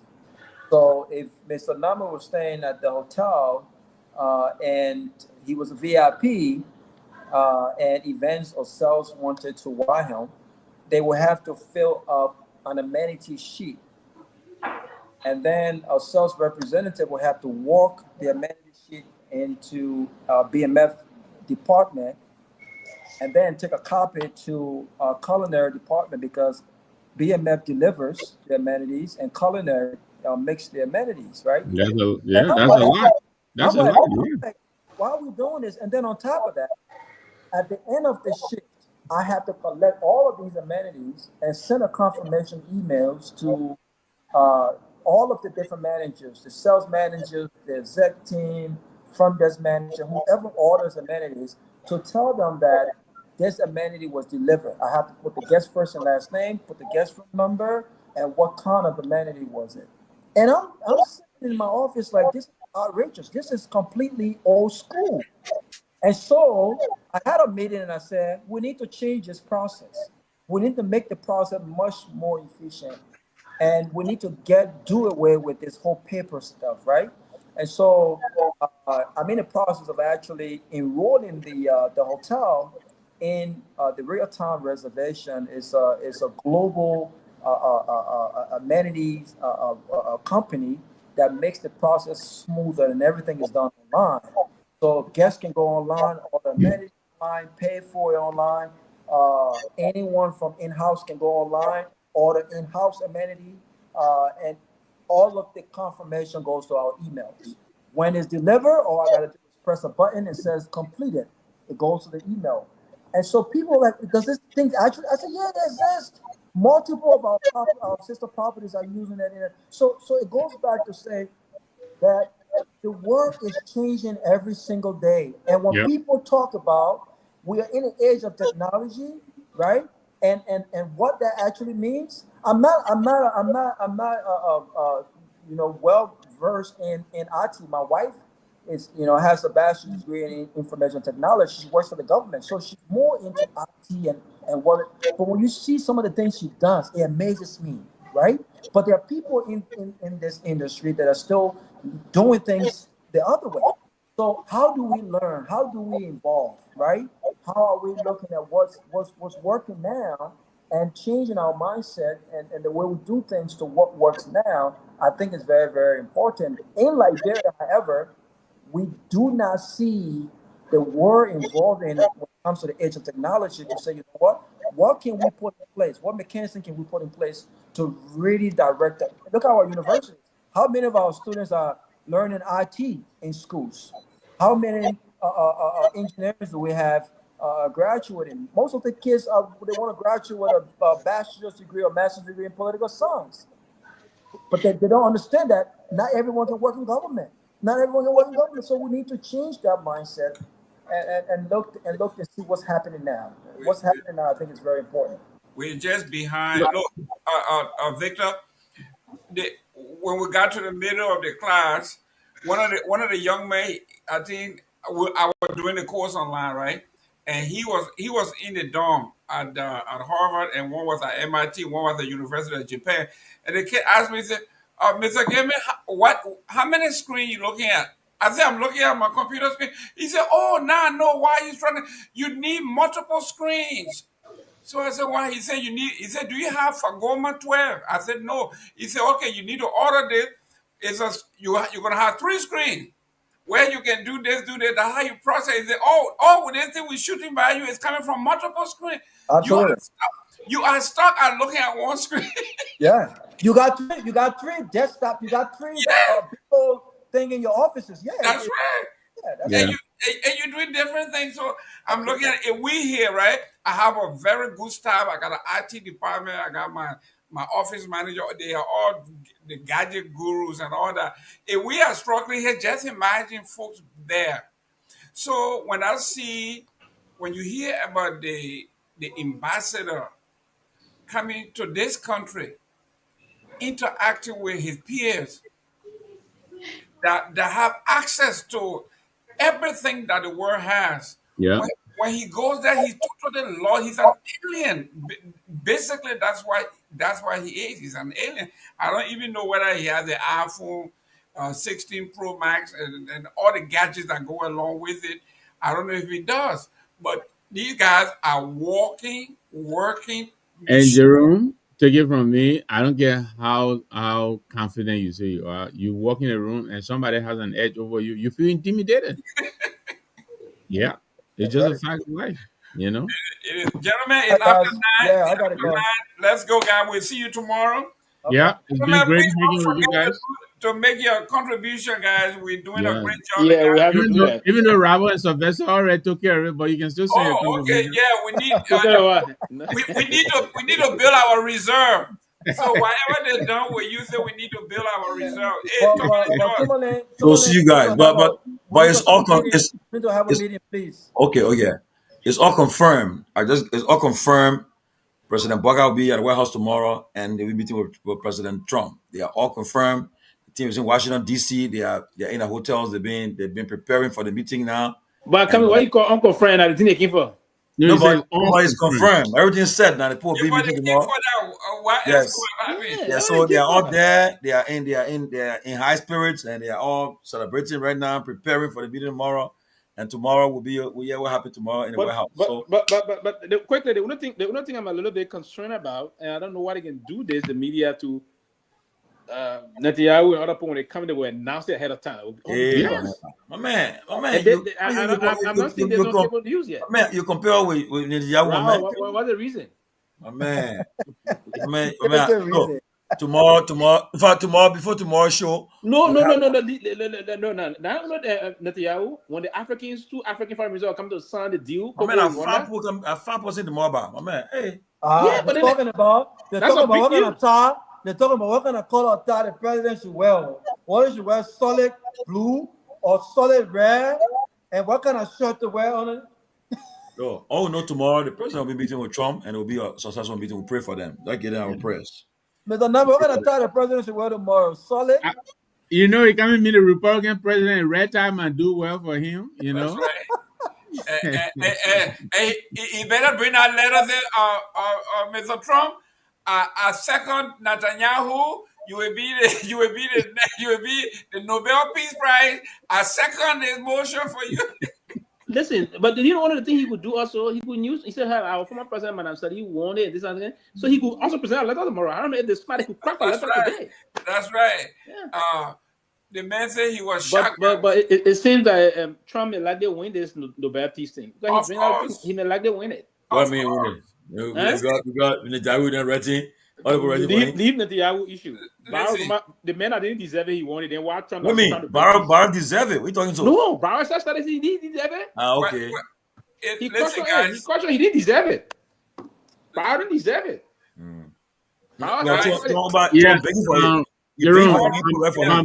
My boy Roland just sent a message. He said this is on Fox News already.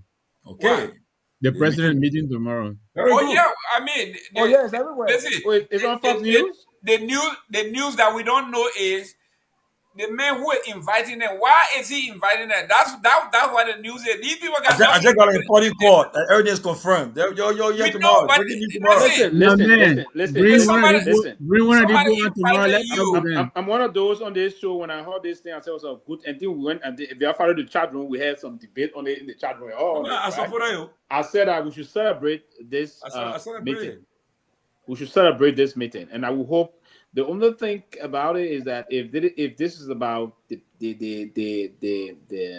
HPX thing, we need to have more details and more information. No, it's not. This thing is not No, going to be that Sylvester, specific. I agree with you. It's not going to be that specific.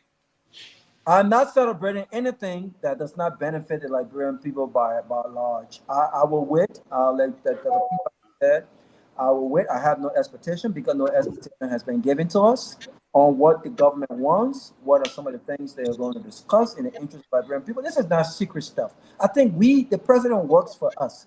We have the right to know we don't have to know the nitty-gritty, the details, but we need to know what are some of the things the president intends to discuss that will benefit the Liberian people.